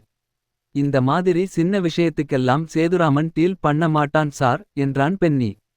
சரி, பிரேம்குமாரை கொன்னது யாருன்னு தெரியுமா? எனக்கு தெரியாது சார். அவன் செத்ததே நீங்க சொல்லித்தான் தெரியும். சரி பென்னி, நாளைக்கு அந்த சேதுராமனை போய் பார்க்கணும். அதுக்கு முன்னாடி இவன நாளைக்கு கோர்ட்ல புரோடியூஸ் பண்ணணும். கண்ணையா, மாரி, இவனை கோர்ட்ல புரோடியூஸ் பண்ணி 7 நாள் ரிமண்ட் கேளுங்க என்று ஆணையிட்டான் ஆதித்யா. ஆமா கிரண், உங்க கேங் ஆளுக பிரேமை கொள்ள ஏதாவது மோட்டிவ் இருக்குமா? ஐயோ சார், இந்த கொலையை பற்றி எல்லாம் எனக்கு தெரியாது. என்ன விட்டுருங்க சார். ஆதித்யா கிரணை சிறிது நேரம் அப்படியே பார்த்து கொண்டிருந்தான். சரி பென்னி, இவனை நாளைக்கு விசாரிக்கலாம். இன்னிக்கு ரொம்ப டயர்டா இருக்கு. நான் வீட்டுக்கு கிளம்புகிறேன். நீங்களும் நல்லா ரெஸ்ட் எடுத்துக்கோங்க சார். அந்த துரோகி ஜான் எங்க சார்? என்ன மட்டும் மாட்டி விட்டுட்டு அவன் ஜாலியா வெளியே சுத்திட்டு இருக்கான். டேய் வாய மூடுடா, அவனையும் கூடிய சீக்கிரம் நாங்க பிடித்திடுவோம் என்றான் பென்னி. ஆமா, ஓட விட்டுட்டு பிடிப்பாங்களாம். அவன் சரியான கிரிமினல் சார் என்று புலம்பிக் கொண்டிருந்தான் கிரண். கந்தசாமியின் கெஸ்ட் ஹவுஸ், பொள்ளாச்சி. இரவு 10:00 மணி. டேய் சிவா, அண்ணனுக்கு சைடிஸ் எடுத்துட்டு வாடா என்று குரைத்தான் பாலா. அந்த மிகப்பெரிய ஹாலில் பாலாவும் கந்தசாமியும் சரக்கு அருந்திக் கொண்டிருந்தனர். சாவு பயத்தை காட்டிட்டாங்க பாலா, ரொம்ப அவமானமா இருக்குடா என்று புலம்பினான் கந்தசாமி. நீங்க அவன் கூப்பிட்ட உடனே போய் இருக்க கூடாது அண்ணே. இதுக்கு முன்னாடி 2-3 தடவை போயிருக்கேன். மனசுல வெறுப்பு இருந்தாலும் கொஞ்சம் நல்லவிதமாக நடந்து கொள்வான். இரட்டை மேற்கோள்குறி. அண்ணே, நம்ம பசங்களை நினைச்சாதான் ரொம்ப கவலையா இருக்கு அண்ணே. அப்பொழுது வேலைக்காரன் சிவா சைடிஸ் வைத்துவிட்டு பாலாவிடம், நான் போயிட்டு வரேன் அண்ணே. சரி, போயிட்டு நாளைக்கு நேரத்தோடு வந்துரு. சிவா அவனிடம் விடைபெற்று கொண்டு ஹாலுக்கு வெளியே வந்தான். முன்புற வாசலை கடந்ததும் ஒரு 50 அடி தூரத்தில் முன்புற கேட்டின் ஓரம் வாட்ச்மேன் சுவற்றில் சாய்ந்தபடி நின்றிருந்தான். டேய் இந்தாடா என்று வாட்ச்மேனிடம் அந்த சரக்கு பாட்டிலை கொடுத்தான். இத பாரா அண்ணனுக 2 பேரும் ரொம்ப கோவமா இருக்காங்கடா, பத்திரமா பார்த்து நடந்துக்க. ஆமா, இன்னொரு வாட்ச்மேன். எங்கடா? அண்ணே, அவன் பின்புற கேட்டுக்கு காவலுக்கு இருக்கான். இந்தா அண்ணே சரக்குக்கு காசு என்று பணத்தை நீட்டினான் அந்த வாட்ச்மேன். சரி, நான் போயிட்டு வரேன் என்று கூறிவிட்டு கிளம்பினான் சிவா. நம்ம பசங்க 10 பேர்த்த போட்டுட்டாங்க அந்த படுபாவிக என்று குடிபோதையில் உளறிக் கொண்டிருந்தான் கந்தசாமி. அண்ணே, அவனை சும்மா விடக்கூடாது. இதுக்காகவாவது அவர்களை பழி வாங்கணும் என்று கூறிவிட்டு இருவருக்கும் அடுத்த ரவுண்டுக்கு சரக்கை கிளாஸில் ஊற்றினான் பாலா. இப்ப வேணாம்டா பாலா, கொஞ்சம் பொறுமையாக இருப்போம். அவனோட டார்கெட் இப்ப என்னோட பிசினஸ் மேலதான். பாலா அந்த சரக்கு கிளாஸ் ஐ கந்தசாமியிடம் கொடுத்துவிட்டு. ஆமாண்ணே, அவங்களை எப்படியாவது பிசினஸில் ஜெயிக்க வேண்டும். ஆமாண்டா பாலா, எதையாவது பண்ணி ஆகணும். ஒருவேளை அவன் ஜெயிச்சுட்டா அப்புறம் எல்லாம் அவன் தான். அப்படி மட்டும் ஏதாவது நடந்தது நான் அவன் கையால சாகறதுக்கு பதிலா நானே தூக்கு மாட்டி செத்துருவேன். அண்ணா, அப்படி எல்லாம் சொல்லாதீங்க. நாம ஜெயிப்போம், கண்டிப்பா சொல்றேன், நாம ஜெயிப்போம். அந்த செத்துப்போன பசங்க குடும்பத்திற்கு என்னடா சொல்ல போறோம்? எனக்கு ஒண்ணுமே புரியலடா. அத விடுங்க அண்ணே, நான் பாத்துக்குறேன், நீங்க கவலைப்படாதீங்க. ஏண்டா புதுசா ஆளுக வேண்டாம்னு சொன்னேன் இல்ல. ஆனாலும் நீ கேட்கல. ரொம்ப ஆக்ரோஷமான பசங்களை தான் நீ வேலைக்கு எடுத்து இருக்க. எல்லாம் கட்டிட்டு வாடான்னா வெட்டிட்டு வருவாங்க போல இருக்கு. அண்ணே, 5 பேரு புது பசங்க, 5 பேரு பழைய பசங்க. ரொம்ப நாளா பசங்களுக்கு ப்ராஜெக்ட் கொடுக்கலை. அதனால கொஞ்சம் அவசரப்பட்டு சுட்டுட்டாங்க. ஏண்டா வரும்போது சொல்லி தானே கூட்டிட்டு வந்த. அதுல எவனோ ஒருத்தன் அவசரப்பட்டு அந்த ஈஸ்வரனை சுட்டு இருக்கான். இடம் பொருள் ஏவல் தெரியாம சுட்டதால இப்ப என்னாச்சு பாத்தியா? அண்ணே, நான் சிக்னல் கொடுக்காம எதுவும் பண்ணாதீங்கடான்னு சொல்லித்தான் கூட்டிட்டு வந்தேன். அதுவும் 10 பேரு உங்களுக்கு கெத்தா இருக்கணும்னு நினைச்சு கூட்டிட்டு வந்தேன். ஆனால் என் பேச்ச கேட்காமல் எவனோ சுட்டு இருக்கான். அதுவும் ஈஸ்வரன் ஓட கையில சுட்டு இருக்கான் அந்த பைத்தியம். சுட்டது சுட்டான், அவன் தலையிலாவது சுட்டிருக்கலாம். பக்கத்துல தான் இருந்தான், அப்புறம் என்னடா? ஆமாம் அண்ணே, இனிமே நம்ம பசங்களுக்கு ஷூட்டிங் பிராக்டிஸ் கொடுக்கணும். எனக்கு பின்னாடி தான் எவனோ சுட்டு இருக்கான். ஆனா எவன்னு தெரியல, எல்லாம் ஒரு நிமிஷத்துல முடிஞ்சு போச்சு. அட போடா, அந்த சேதுராமனோட ஆளுக எப்படி சுட்டாங்கன்னு பார்த்தே இல்ல. ஏதோ நம்ம 2 பேரையும் உயிரோட விட்டானுக. அந்த ஈஸ்வரன் ரொம்பத்தான் துள்ளுறான். அவனை என் கையால போடணும், இதுதான் என் ஆசை. டேய், பொறுமையா இருடா, பார்த்துக்கலாம். இருவரும் பேசிக்கொண்டே இருக்கும்போது மணி இரவு 11:45 ஆனது. பாலா கந்தசாமியிடம், அண்ணே, நீங்க ரொம்ப டயர்டா இருக்கீங்க, நீங்க போய் தூங்குங்க, நான் இப்படியே சோபாவில் படுத்துக்கிறேன். கந்தசாமி இப்போது மாடியில் உள்ள பெட்ரூமுக்கு தடுமாறி சென்றான். பின் பாலாவும் சோபாவில் அப்படியே போதையில் கண்ணயர்ந்து தூங்க ஆரம்பித்தான். இரவு 12:30 மணி. வாட்ச்மேன் ஜன்னல் வழியாக எட்டி பார்த்தான். பாலா தூங்கிக் கொண்டிருந்தான். ஆனால் கதவு சிறிதாக திறந்து இருந்தது. பின்பு அவன் மெதுவாக உள்ளே நுழைந்தான். மிச்சம் வைத்திருந்த சைட்டிஷை தான் கொண்டு வந்த பையில் போட்டுக்கொண்டு வெளியே வந்தான். பின் வாசலுக்கு சென்று அங்கிருந்த மற்றொரு வாட்ச்மேனிடம், டேய் வாடா அண்ணன்க, 2 பேரும் தூங்கிட்டாங்க, வா சரக்கு அடிக்கலாம். பின்பு இருவரும் முன் வாசலில் உள்ள ரூமுக்கு சென்றனர். சிறிது நேரத்தில் அந்த உயரமான மரத்தில் ஒளிந்து இருந்த அவன் பின் வாசல் பகுதியில் யாரும் இல்லாததை உறுதிப்படுத்திக் கொண்டான். அங்கிருந்து அந்த 10 அடி உயர சுவற்றை எட்டி குதித்தான். தான் கொண்டு வந்திருந்த முகமூடியை அணிந்துகொண்டு மெதுவாக வீட்டின் கதவை நோக்கி சென்றான். கார்டன் பகுதியில் ஒளிந்து செல்ல இடம் இருந்தது. பின்புற வாசலுக்குள் கதவருகே வந்து முன்பே செய்து வைத்திருந்த டூப்ளிகேட் சாவியை வைத்து ஓபன் செய்து வீட்டுக்குள் நுழைந்தான். ஹாலுக்கு வந்தவுடன் ஒளிந்திருந்து சுற்றிலும் பார்த்துவிட்டு தன் பேக்கில் இருந்த பிஸ்டலை எடுத்து சைலன்சரை பொருத்தினான். அங்கே பாலா படுத்திருப்பதை பார்த்தான். தன் பிஸ்டலின் முனையை அவனது தலையில் வைத்தான். பின் ட்ரிகரை அழுத்தினான். அடுத்து கந்தசாமியின் படுக்கை அறையை நோக்கி நடந்தான். வீட்டில் உள்ள மற்ற 3 படுக்கை அறைகளும் மூடியிருந்தது. ஒன்று மட்டும் திறந்திருந்தது.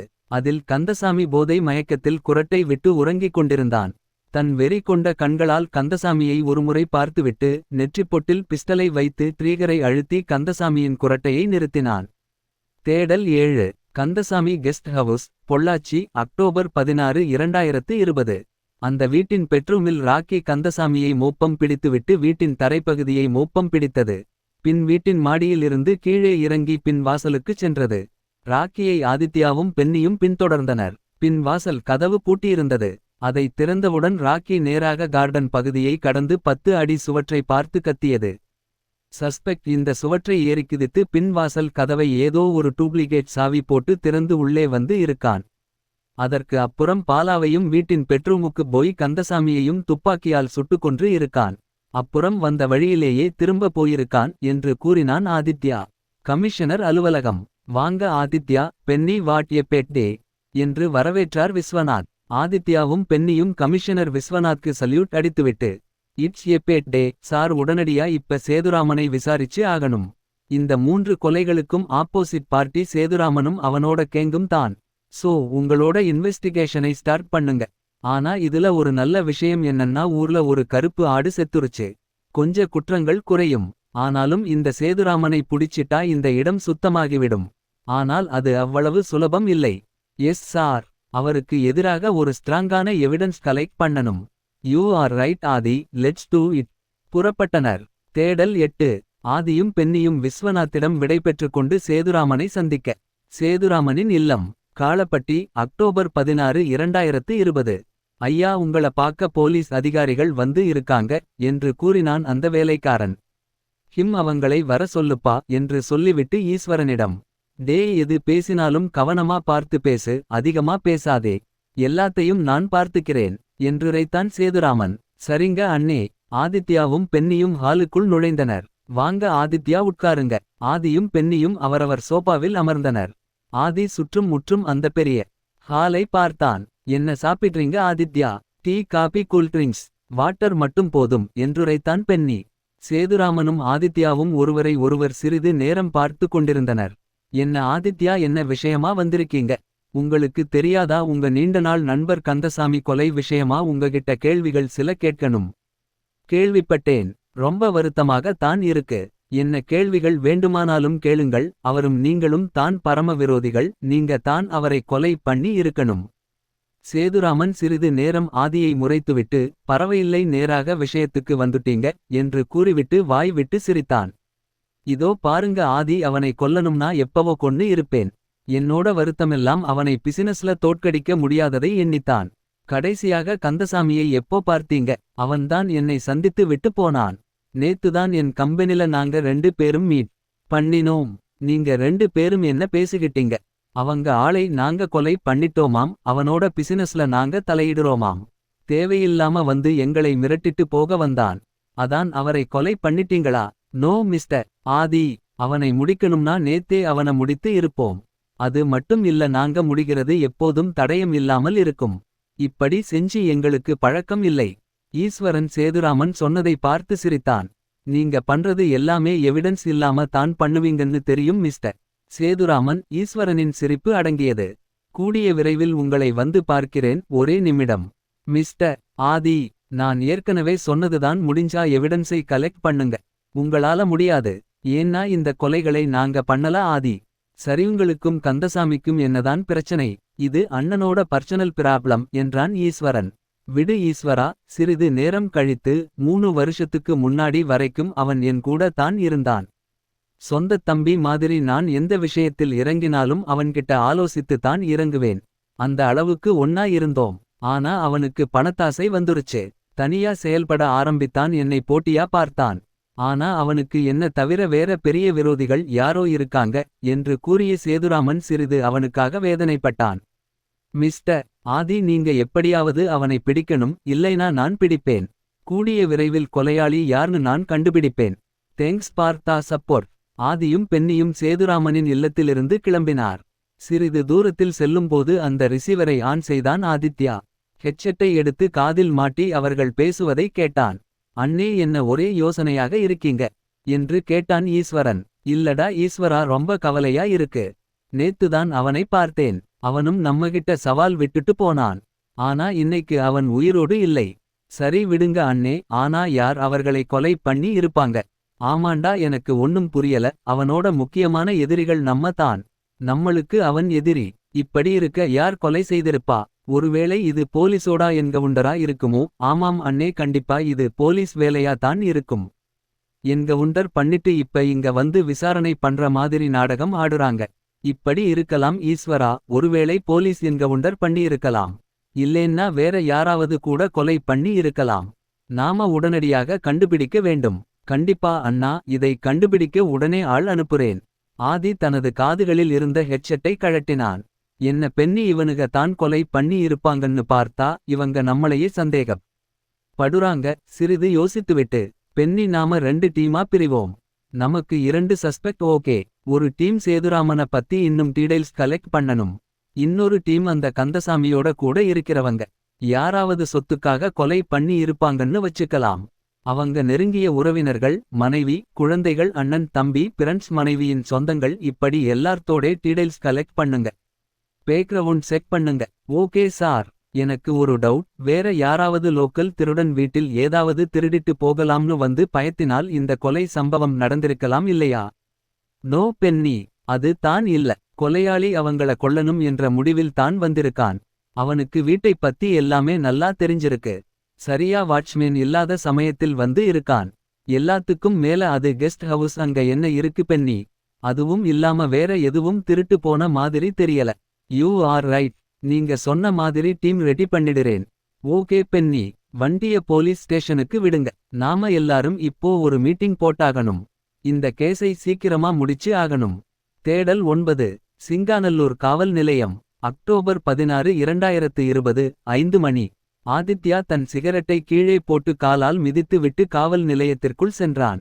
அங்கு பென்னியும் கான்ஸ்டபிள் மாரி, கண்ணையா, சங்கர் என அனைவரும் கூடி இருந்தனர். இதோ பாருங்க பிரண்ட்ஸ், இனிமே நாம வேகமா செயல்பட்டாகணும். நேத்து அப்புறம் இன்னைக்கு மொத்தமாக 3 கொலைகள் நடந்து இருக்கு. இந்த 3 கொலைகளுக்கும் காரணம் முதல்ல சேதுராமன் கேங் ஐ சந்தேகப்படுறோம். இன்னொரு பக்கம் கந்தசாமியின் நெருங்கிய சொந்தங்கள் ஆக இருக்கலாம். நாம 2 டீமா பிரிஞ்சு இந்த கேஸை நடத்தலாம். மாரியும் சங்கரும் பென்னியோட டீம். நீங்க இப்ப பொள்ளாச்சிக்கு உடனே கிளம்புங்க. கண்ணையா, நானும் நீங்களும் ஒரு பக்கம் விசாரணையை தொடங்கலாம். சார், இந்த பிரேம் ஓட கொலைக்கு எந்த எவிடன்ஸும் கிடைக்கலையே. கண்டிப்பாக பிரேமின் கொலைக்கும் கந்தசாமியின் கொலைக்கும் ஏதோ ஒரு லிங்க் இருக்கு. சோ நாம கந்தசாமிக்கு ஃபர்ஸ்ட் ப்ரீபெரன்ஸ் கொடுப்போம். பிரேமின் கேஸ் தானா முடிவுக்கு வரும். Okay sir. இப்பொழுது பென்னியும் மாரி மற்றும் சங்கர் அனைவரும் பொள்ளாச்சியை நோக்கி புறப்பட்டனர். கண்ணையா, அந்த வைட் போர்டை ரெடி பண்ணுங்க என்று கூறிவிட்டு ஆதித்யாவை வெளியே வந்து அடுத்த சிகரெட்டை எடுத்து பற்ற வைத்தான். கண்ணையா வைட் போர்டை ரெடி செய்துவிட்டு ஆதித்யாவை அழைத்தான். சார், அந்த பொள்ளாச்சி கெஸ்ட் ஹவுஸ்ல வேலை பார்த்தவங்க லிஸ்டை உங்களுடைய மொபைலுக்கு பென்னி சார் மெயில் அனுப்பி இருக்கார். அவருக்கு இப்பதான் லிஸ்ட் கிடைச்சுதாம். அந்த லிஸ்டை பார்த்தா ஆதித்யாவுக்கு தலை சுற்ற ஆரம்பித்தது. அதில் கந்தசாமியின் பங்களாவில் வேலை செய்த நபர்களின் பெயர், முகவரி மற்றும் மொபைல் நம்பர் இருந்தது. கண்ணையா, இதை அப்படியே கண்ட்ரோல் ரூமுக்கு பார்வேர்ட் பண்ணி எந்த மொபைல் நம்பர் லைவ்ல இருக்குன்னு பார்க்க சொல்லு. ஸ்விட்ச் ஆப் ஆன மொபைல் நம்பரை உடனே கேட்டு வாங்கி பென்னிக்கு தகவல் கொடுங்க. முதல்ல அந்த நபர்களை ட்ரேஸ் பண்ண சொல்லுங்க. ஓகே சார் என்று கூறிவிட்டு கண்ணையா கண்ட்ரோல் ரூமுக்கு ஃபேக்ஸ் அனுப்பும் வேலையை தொடங்கினான்.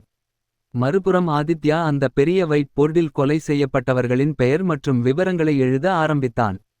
ஓகே கண்ணையா, நான் எழுதினத பாருங்க. ஏதாவது டவுட் இருந்தா கேளுங்க. இப்ப நாம பண்ண போறது சேதுராமன் அப்புறம் கூட இருக்கிற அல்லக்கை ஈஸ்வரன் இவனுங்கள ஃபாலோ பண்றதுதான். ஏன் வேணாம்னு சொன்னாங்க? கடன் கொடுக்கிறதா இருந்தா அவங்க மறுக்காமல் வாங்கி இருப்பாங்க. ஆனா நீ கொடுத்தது கடன் கிடையாது. கண்ணன் அழுதுகொண்டே, ஆமாம் சார். பிரேம் என்னோட பெஸ்ட் ஃப்ரெண்ட். அவன் இறந்ததை என்னால தாங்க முடியல. அதான் அவங்க குடும்பத்துக்கு கொஞ்சம் ஹெல்ப் பண்ண நினைச்சேன். அதனால் தான் அவங்களுக்கு 10,000 ரூபாய் கொடுத்தேன். பிரேம் ஒரு திருடன். அவனுக்கும் உனக்கும் அப்படி என்ன ஃப்ரெண்ட்ஷிப் சொல்லுடா. சார், நான் அவனோட உண்மையான ஃப்ரெண்டு சார். வேற ஒன்னும் எனக்கு தெரியாது. சரி, உன்ன ஸ்டேஷன்ல வச்சு விசாரிச்சா தான் நீ உண்மையை சொல்லுவே. இங்க பாரு, நீ உண்மையை சொல்லலைன்னா உன் பெஸ்ட் ஃப்ரெண்டோட அம்மாவையும் கைது பண்ணி ஸ்டேஷன்ல உட்கார வைத்து விடுவேன் பார்த்துக்க. சார், நான் உண்மையை சொல்லுறேன் சார். சிறிது நேர யோசனைக்கு பின், நான் அவனுக்கு ஒரு பிஸ்டலை செஞ்சு கொடுத்தேன் சார். ஆதித்யா அதிர்ச்சியானான். என்னடா சொல்ற? ஆமாம் சார், நாங்க 2 பேரும் சேர்ந்து துப்பாக்கி செஞ்சுட்டு வந்தோம். இதே மெஷின் ஷாப்பில் தான் செய்வோம் என்று கூற, ஆதித்யா சிறிது அதிர்ச்சிக்கு பின், கண்ணையா, இந்த மெஷின் ஷாப்பில் உடனடியாக சேர்ச் பண்ணுங்க என்று ஆணையிட்டான். டேய், இதுவரைக்கும் எத்தனை துப்பாக்கிகள் செஞ்சிருக்க? யார் யாருக்கெல்லாம் கொடுத்திருக்க? இதுவரைக்கும் 20 துப்பாக்கிகள் செய்திருப்போம். பிஸ்டலை விக்கிறதெல்லாம் பிரேம் தான் பார்த்துக்குவான். அப்பொழுது கண்ணையா, சார், இந்த மெஷின் ஷாப்பில் எதுவுமில்லை. டேய், இப்ப எத்தனை துப்பாக்கி வச்சிருக்க? இப்ப எதுவும் கிடையாது சார். முதல்ல ஆர்டர் பிடிப்போம், அப்புறம்தான் செய்ய ஆரம்பிப்போம். ஆதித்யா கண்ணையா என்று கத்தினான். கண்ட்ரோல் ரூமுக்கு உடனடியா கால் பண்ணி உடனே இந்த மெஷின் ஷாப்பை சீல் பண்ணுங்க. அப்புறம் இவனை உடனே நம்ம ஸ்டேஷனுக்கு கொண்டு போய் விசாரிக்கணும். சிங்காநல்லூர் காவல் நிலையம். ஆதித்யாவும் கண்ணையாவும் கண்ணனை முறைத்து பார்த்து கொண்டிருந்தனர். டேய், நீ எப்ப பிஸ்டலை செய்ய கத்துக்கிட்ட? சார், நான் நெட்ல பார்த்துதான் கத்துக்கிட்டேன். என்னென்ன மாடல் பிஸ்டல் செய்வ? சார், நான் 5.62 8 மில்லிமீட்டர் பிஸ்டல் செய்வேன். கடைசியா பண்ணின மாடல் டைப் என்ன? 8 மில்லிமீட்டர் சார். புல்லட் எல்லாம் எப்படி கிடைக்குது? சார், அதை பிரேம்குமார் இல்லீகலா அரேஞ்சு பண்ணுவான். இதை கேட்ட ஆதி கண்ணையா என்று கத்தினான். அவனை கொண்டு போய் செல்ல போடுங்க. சரிங்க சார். ஆதித்யா சிறிது யோசனைக்கு பின் ஒயிட் போர்டுக்கு சென்றான். பின் செல்போனை எடுத்து ஜிஹெச்க்கு கால் செய்தான். போஸ்ட்மார்ட்டம் செய்யும் doctor மூர்த்தியிடம், sir, I am Aditya. Kandasamy மற்றும் பாலாவின் போஸ்ட்மார்ட்டம் ரிப்போர்ட் எப்ப கிடைக்கும்? ஒரு அரை மணி நேரம் கொடுங்கள். ரிப்போர்ட் உங்களுக்கு ஃபேக்ஸ் அனுப்பி வைக்கிறேன். பின்பு போன் காலை துண்டித்துவிட்டு பாரன்சிக் டிபார்ட்மெண்ட்டுக்கு கால் செய்தான். ஹலோ, நான் சி ஆதித்யா பேசுறேன். கந்தசாமி விஷயமா எனக்கு டீடெயில்ஸ் தேவைப்படுது. நான் ரிப்போர்ட் உங்களுக்கு மெயில் அனுப்பி வைக்கிறேன். Report okay. இப்போ ஒரே ஒரு டவுட் மட்டும் கிளியர் பண்ணுங்க. கந்தசாமி தலையில் இருந்து எடுக்கப்பட்ட புல்லட்டின் சைஸ் என்னன்னு கொஞ்சம் சொல்ல முடியுமா? Yes absolutely sir. புல்லட் ஓட சைஸ் 8 மில்லிமீட்டர். தேடல் 10. பொள்ளாச்சி, அக்டோபர் 16, 2020 இரவு 9:00 மணி. பென்னி தன் போனில் மெயில் பாக்ஸை ஓபன் செய்து பார்த்ததில் அதில் கண்ட்ரோல் டிபார்ட்மெண்டில் இருந்து மெசேஜ் வந்திருந்தது. அதில் பொள்ளாச்சி கெஸ்ட் ஹவுஸில் வேலை செய்த நபர்களின் விவரங்கள் இருந்தது. அதில் பச்சை மார்க்கிட்ட அனைத்து மொபைல் எண்களும் லைவில் இருந்தது. ரெட் கலரில் மார்க் செய்யப்பட்ட மொபைல் எண்கள் சுவிட்ச் ஆஃப் செய்யப்பட்டிருந்தது. மாறி இங்க பாருங்க, நாம இப்ப செய்ய வேண்டியது இந்த ரெட் மார்க் கொடுக்கப்பட்ட நபர்களை போய் டைரக்டா விசாரிக்க போறோம். இங்க கந்தசாமி ஓட ஓய்ஃப் வீடும் பக்கத்துலதான் இருக்கு, அவங்களையும் பார்க்கணும். அப்பொழுது பென்னிக்கு ஆதியிடமிருந்து அழைப்பு வந்தது. சார், நாங்க இப்பதான் பொள்ளாச்சி வந்தோம். கண்ட்ரோல் டிபார்ட்மெண்டின் மெயில் கிடைச்சது. அதன்படி விசாரணையை தொடங்க போறோம். பென்னி, அதை அப்படியே ஹோல்ட் பண்ணுங்க. நமக்கு முக்கியமான லீட் கிடைச்சிருக்கு. என்ன லீட் சார்? ஒரு பையன் இருக்கான், அவன் பெயர் கண்ணன். அவன் பிரேம்குமாரோட பிரெண்ட். இவனை விசாரணை பண்ணதுல இவன் இல்லீங்களா பிஸ்டலை தயாரித்து கொடுத்து இருக்கான். அதை பிரேம் வெளியே வித்து இருக்கான். Oh no. Yes Benny. Okay sir, இப்ப என்ன பண்றது? இந்த கந்தசாமியின் பாரன்சிக் ரிப்போர்ட் படி அவன் தலையில் இருந்து எடுத்த புல்லட்டும் இவனுங்க செஞ்சு கொடுத்த பிஸ்டல் மாடல் சைஸும் மேட்ச் ஆகுது. அதாவது 8 மில்லிமீட்டர் புல்லட். ஓ கிரேட் சார். அப்ப நாங்க திரும்பி வந்து விடவா? நோ பென்னி, கொஞ்சம் வெயிட் பண்ணுங்க. கண்ணன் கடைசியா செஞ்சு கொடுத்தது 8 மில்லிமீட்டர் பிஸ்டல். அதை கடைசியா யாருக்கு வித்தாங்கன்னு கண்டுபிடிக்கணும். அதுக்குதான் பிரேம்குமாரின் போன் கால் லிஸ்ட் இருக்கிற டீடெயில்ஸை கேட்டிருக்கேன். அவன் கடைசியா ஒரு பிஸ்டலை யாருக்கோ கொடுத்து இருக்கான். அதாவது அந்த எக்ஸ்க்கு. சோ அந்த எக்ஸ் அந்த பிஸ்டலை வாங்கிட்டு பிரேமை கத்தியால் குத்தி கொலை பண்ணிட்டு அடுத்து கந்தசாமியையும் பாலாவையும் துப்பாக்கியால் சுட்டு கொலை பண்ணியிருக்கான். இது என்னோட சந்தேகம். யூ ஆர் ரைட் சார், என்னோட யூகமும் அதேதான். கொலையாளி இப்பவும் பொள்ளாச்சியில் இருக்க வாய்ப்பு இருக்கு. சோ நாம இப்ப விசாரிக்க வேண்டியது கந்தசாமியின் உறவினர்கள் கிடையாது, பிரேம்குமாரின் call list. I am right. You are right, especially அந்த கடைசி கால். அந்த போன் நம்பர் மட்டும் ட்ரேஸ் பண்ணினால் போதும். ஓகே பென்னி, நான் சொல்ற வரைக்கும் நீங்க அங்கேயே இருங்க. Okay sir. அடுத்த 5 நிமிடத்தில் கண்ட்ரோல் டிபார்ட்மெண்டில் இருந்து அழைப்பு வந்தது. எஸ் சொல்லுங்க சார். பிரேம்குமார் கடைசியா பேசின மொபைல் நம்பர் ஸ்டில் சுவிட்ச் ஆப்ல இருக்கு. அந்த நம்பர் ஓட அட்ரஸ் குரூப் அனுப்பி வைக்கிறேன் சார். சிறிது நேரத்தில் ஆதித்யாவின் மொபைலுக்கு ஒரு மெசேஜ் வந்தது. அதில் போன் நம்பர் 8272522223 என்று இருந்தது. ID group Kiran S. O Prakash Raj, எண் 47, விவேகானந்தர் வீதி, திருச்சி என்று இருந்தது. இதை பார்த்த பின் அதிர்ச்சியான ஆதித்யா, கிரண்தான் கொலைகளை பண்ணினானா? இதை பற்றி கண்ணையாவிடம் தெரிவித்து விட்டு பின் இருவரும் கிரணின் செல்லுக்குள் நுழைந்தனர். கிரண் படுத்து குரட்டை விட்டு உறங்கிக் கொண்டிருந்தான். அவனை எட்டி உதைத்தார் கண்ணையா. பயத்தின் உச்சிக்கே சென்ற பின் எழுந்து நின்றான் கிரண். ஏண்டா கொலைகளையும் பண்ணிட்டு உனக்கு என்னடா தூக்கம் என்று கத்தினான் கண்ணையா. சார், என்னது கொலையா? டேய், எனக்கு எல்லாம் தெரியும். நீதானே பிரேம்குமாரை கொலை பண்ணின. என்னது, நான் பிரேம்குமாரை கொலை பண்ணினேனா? என்ன சார், யாரும் கேஸ்ல கிடைக்காதனால என்ன மாட்டி விடலாம்னு பார்க்கிறீர்களா? இந்த மொபைல் நம்பர் 8072522223 யாரோடது என்று கேட்டான் ஆதித்யா. இதுவா? இது 2 வாரத்துக்கு முன்னாடி தான் இந்த நம்பரை வாங்கினேன். ஆனால் இந்த சிம் ஒரு வாரம் முன்னாடி தொலைஞ்சு போச்சு சார். ஆதி கோபத்தின் உச்சிக்கு சென்றான். கிரணின் சட்டையை பிடித்து அவன் முகத்தில் 2 குத்துகளை விட்டான். ஒழுக்கமா உண்மைய சொல்றா. என்ன விளையாடுறியா? கொலை பண்ணிட்டு கமுக்கமா இருந்தா கண்டுபிடிக்க முடியாதுன்னு நினைக்கிறியா? நீதான் 14ஆம் தேதி நைட் பிரேமை கொலை பண்ணியிருக்க. அடுத்த நாள் காலையில நீ எங்க கிட்ட இருந்து தப்பிக்க பாத்திருக்க. ஆனா எப்படியோ என்கிட்ட மாட்டிக்கிட்ட. சொல்றா, உண்மைய சொல்லு. அடி தாங்க முடியாமல் கதறியபடி கிரண், என்ன நம்புங்க, இந்த மொபைல் நம்பர் ஒரு வாரம் முன்னாடி காணாமல் போயிருச்சு என்று கதறினான். ஆதித்யா சிறிது நேரம் அவனது முகத்தை உற்று கவனித்தான். வாயில் ரத்தம் வழிந்து கொண்டிருந்தது. கண்ணையா, அவனுக்கு முதலுதவி சிகிச்சை கொடுங்க என்று ஆணையிட்டான். டேய் கிரண், நல்லா யோசிச்சு பாரு. உன்னோட மொபைல் போனை எங்கேயாவது தொலைச்சிட்டியா? இல்ல சிம் மட்டும் தனியா காணாமல் போச்சா? யார் கூட இருந்தா? சற்று நிதானமாக யோசித்த பின், சார், என்னோட சிம் எப்ப காணாமல் போனதுன்னு எனக்கு தெரியாது. ஆனால் இந்த நம்பர் என்னோட மொபைல்ல பார்த்திருக்கேன்.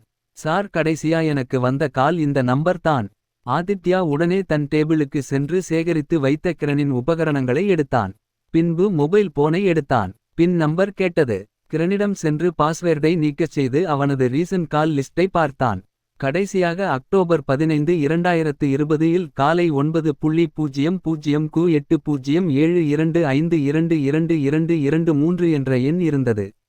ஆதித்யா கிரணிடம், கடைசியா உனக்கு கால் பண்ணினது யார்? கடைசியா எனக்கு கால் பண்ணினது ஜான். முதலுதவிக்கு பின். தேடல் 11. பொள்ளாச்சி, அக்டோபர் 16 2020 இரவு 10:00 மணி. ஆதித்யாவின் போன் காலை எடுத்து ஹலோ சொல்லுங்க சார் என்றான் பென்னி. நீங்க உடனடியா கிளம்பி ஸ்டேஷன் வந்துருங்க பென்னி. என்னாச்சு சார்? நோ பென்னி, இந்த 3 கொலைகளையும் பண்ணினது ஜான் தான். நாம அவனை சீக்கிரமா பிடித்து ஆகணும். அது எப்படி சார் கன்ஃபார்மா சொல்றீங்க? இன்னும் கன்ஃபார்ம் பண்ணலை, ஆனா 90 விழுக்காடு இந்த கொலைகளுக்கு அவன் தான் காரணம். அவனை முதல்ல பிடிக்கணும். அவனை விசாரிச்சா எல்லா உண்மையும் தெரியும். நாம கொஞ்சம் அசால்ட்டா இருந்துட்டோம்னு தோணுது சார். எஸ் பென்னி, 2 வருஷமா பைக் திருட்டு கேஸ்ல எந்த முன்னேற்றமும் இல்லை. சோ கிரானை பிடிக்க ஜானை வெச்சு கேம் ஆடினோம். ஆனால் அவன் கிரனை விட ரொம்ப டேஞ்சரான கிரிமினலாக இருப்பான்னு தோணுது. ஓகே சார், நாங்கள் உடனடியாக கிளம்பி வரோம். போன் காலை துண்டித்து விட்டு கண்ணையாவிடம்.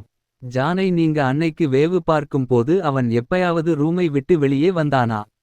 இல்லை சார், நான் ஜீப்ல இருந்தேன். அப்புறம் அவன் காலையில வரைக்கும் ரூமை விட்டு வெளியே வந்த மாதிரி எனக்கு தெரியல. சிறிது நேர பேச்சுக்கு பின் ஆதி சற்று அமர்ந்தான்.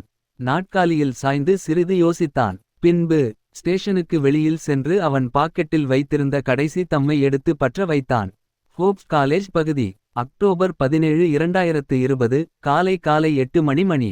அவினாசி ரோட்டில் ஹோப்ஸ் பகுதியின் சிக்னலை கடந்து ஆதித்யா, பென்னி, கான்ஸ்டபிள் கண்ணையா, மாரி மற்றும் சங்கர் அனைவரும் ஜான் தங்கியிருந்த ரூமுக்கு சென்றனர். 2 மாடி கட்டிடத்தை ஏறிய பின்பு ஆதித்யா ஜானின் ரூமின் கதவை உடைத்து உள்ளே நுழைந்தான். பென்னியும் மற்றவர்களும் ஹாலையும் கிச்சனையும் சோதனையிட ஆரம்பித்தனர். ஆதித்யா பாத்ரூமுக்குள் சென்றான். அங்கே பின்கதவு ஒன்றை திறந்து மொட்டை மாடியின் பின் பகுதிக்கு வந்தான்.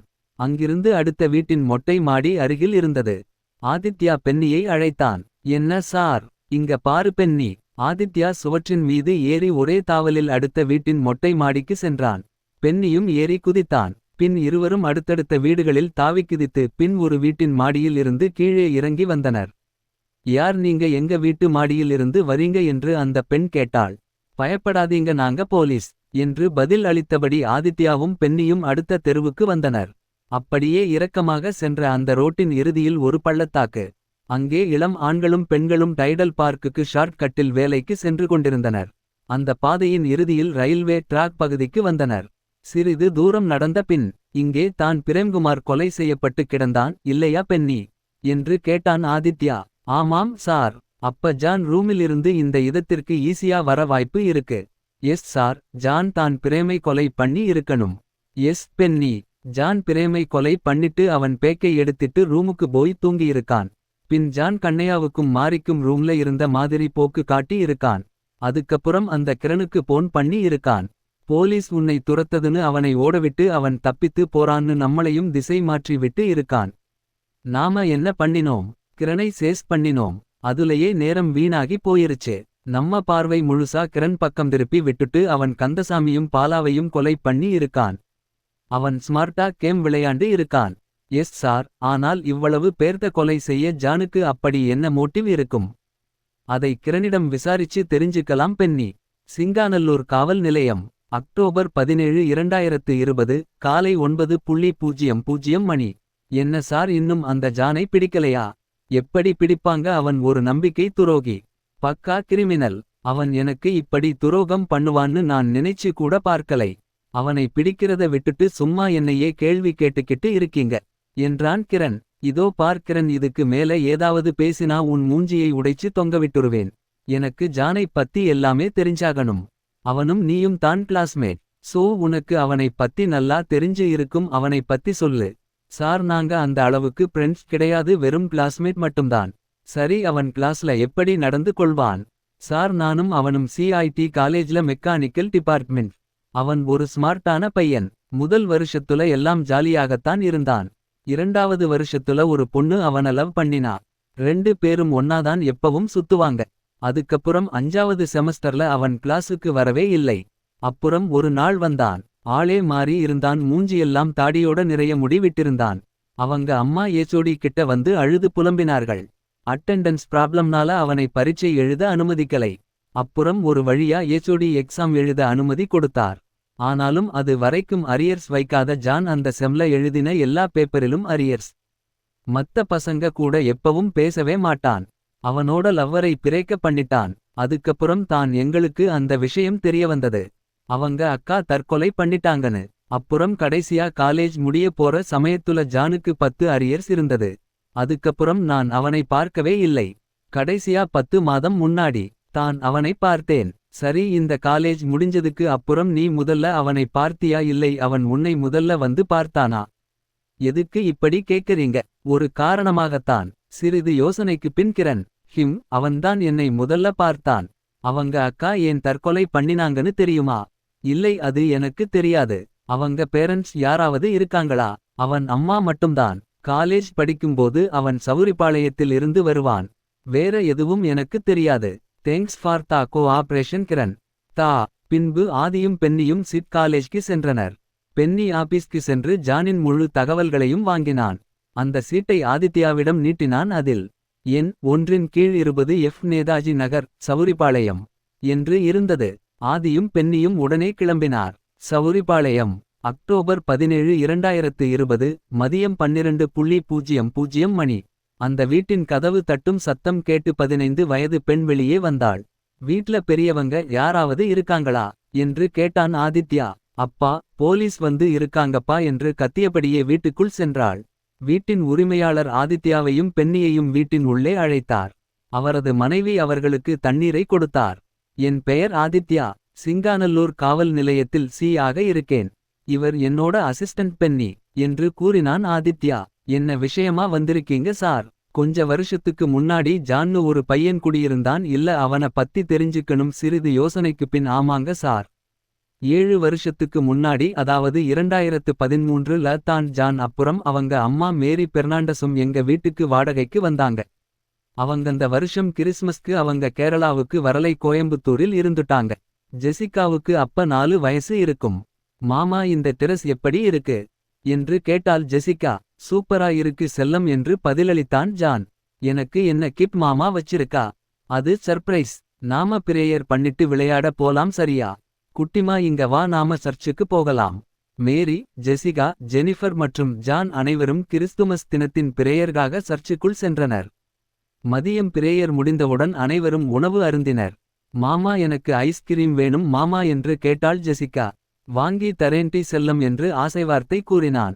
பின்பு, அக்கா, இன்னைக்கு வஉசி பூங்காவில் உணவு திருவிழா இருக்கு, நாம எல்லாரும் போலாமா? அங்கெல்லாம் வேணாம் என்று கூறினாள் ஜெனிஃபர். இல்ல, போகணும் போகணும் போகணும் என்று அடம் பிடித்தாள் ஜெசிகா. சரி சரி போகலாம். அங்க போனா ஜெசி நீ அமைதியா இருக்கணும், அதெல்லாம் நாங்க பாத்துக்குறோம், நீ கவலைப்படாத அக்கா என்றான் ஜான். வஉசி பூங்கா. மாலை 5 மணி.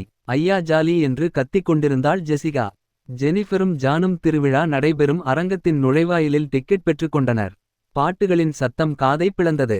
பட்டாசுகளின் புகை கண்களை மறைத்தது.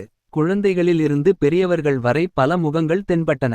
இளம் வயதினர் ஜோடி ஜோடியாக வந்திருந்தனர். செஃப் தாமுவின் உரை தூரத்தில் நடந்து கொண்டிருந்தது. மிக பிரபலமான உணவகங்களின் ஸ்டால்களில் உணவை ருசி பார்க்க மக்கள் அலைமோதினர். ஆனால் ஜெசிகாவை கட்டுப்படுத்த முடியவில்லை. அவள் அங்குமிங்கும் ஓடிக் கொண்டிருந்தாள். மாமா மாமா என்று கத்திக்கொண்டு இருந்தாள். ஜெசி, என்ன ஓடிக்கிட்டே இருக்க? அமைதியா இருந்தா தான் உனக்கு ஐஸ்கிரீம் வாங்கித் தருவேன். எனக்கு ஐஸ்கிரீம் வேணாம், பஞ்சுமிட்டாய் தான் வேணும் என்று அடம் பிடித்தாள் ஜெஸ்ஸி. ஜான் அந்த சின்ன பையன் கையில் ரோஸ் கலரில் பஞ்சுமிட்டாய் இருந்ததை பார்த்தான். எதையாவது பார்த்தா அதுவே கேட்பியா? சரி வா என்று ஜெசியை தூக்கிக் கொண்டு பஞ்சுமிட்டாய் ஸ்டாலை நோக்கி நடந்தான். ஜெனிஃபர் அருகிலிருந்த வேறொரு ஸ்டாலை வேடிக்கை பார்த்து கொண்டிருந்தாள். ஜான் பஞ்சு மிட்டாய் வாங்கி ஜெசிகாவுக்கு கொடுத்தான். அதில் அவள் பாதி கூட சாப்பிடவில்லை. அதற்குள் எனக்கு ஐஸ்கிரீம் வேணும் என்று அடம் பிடித்தாள்.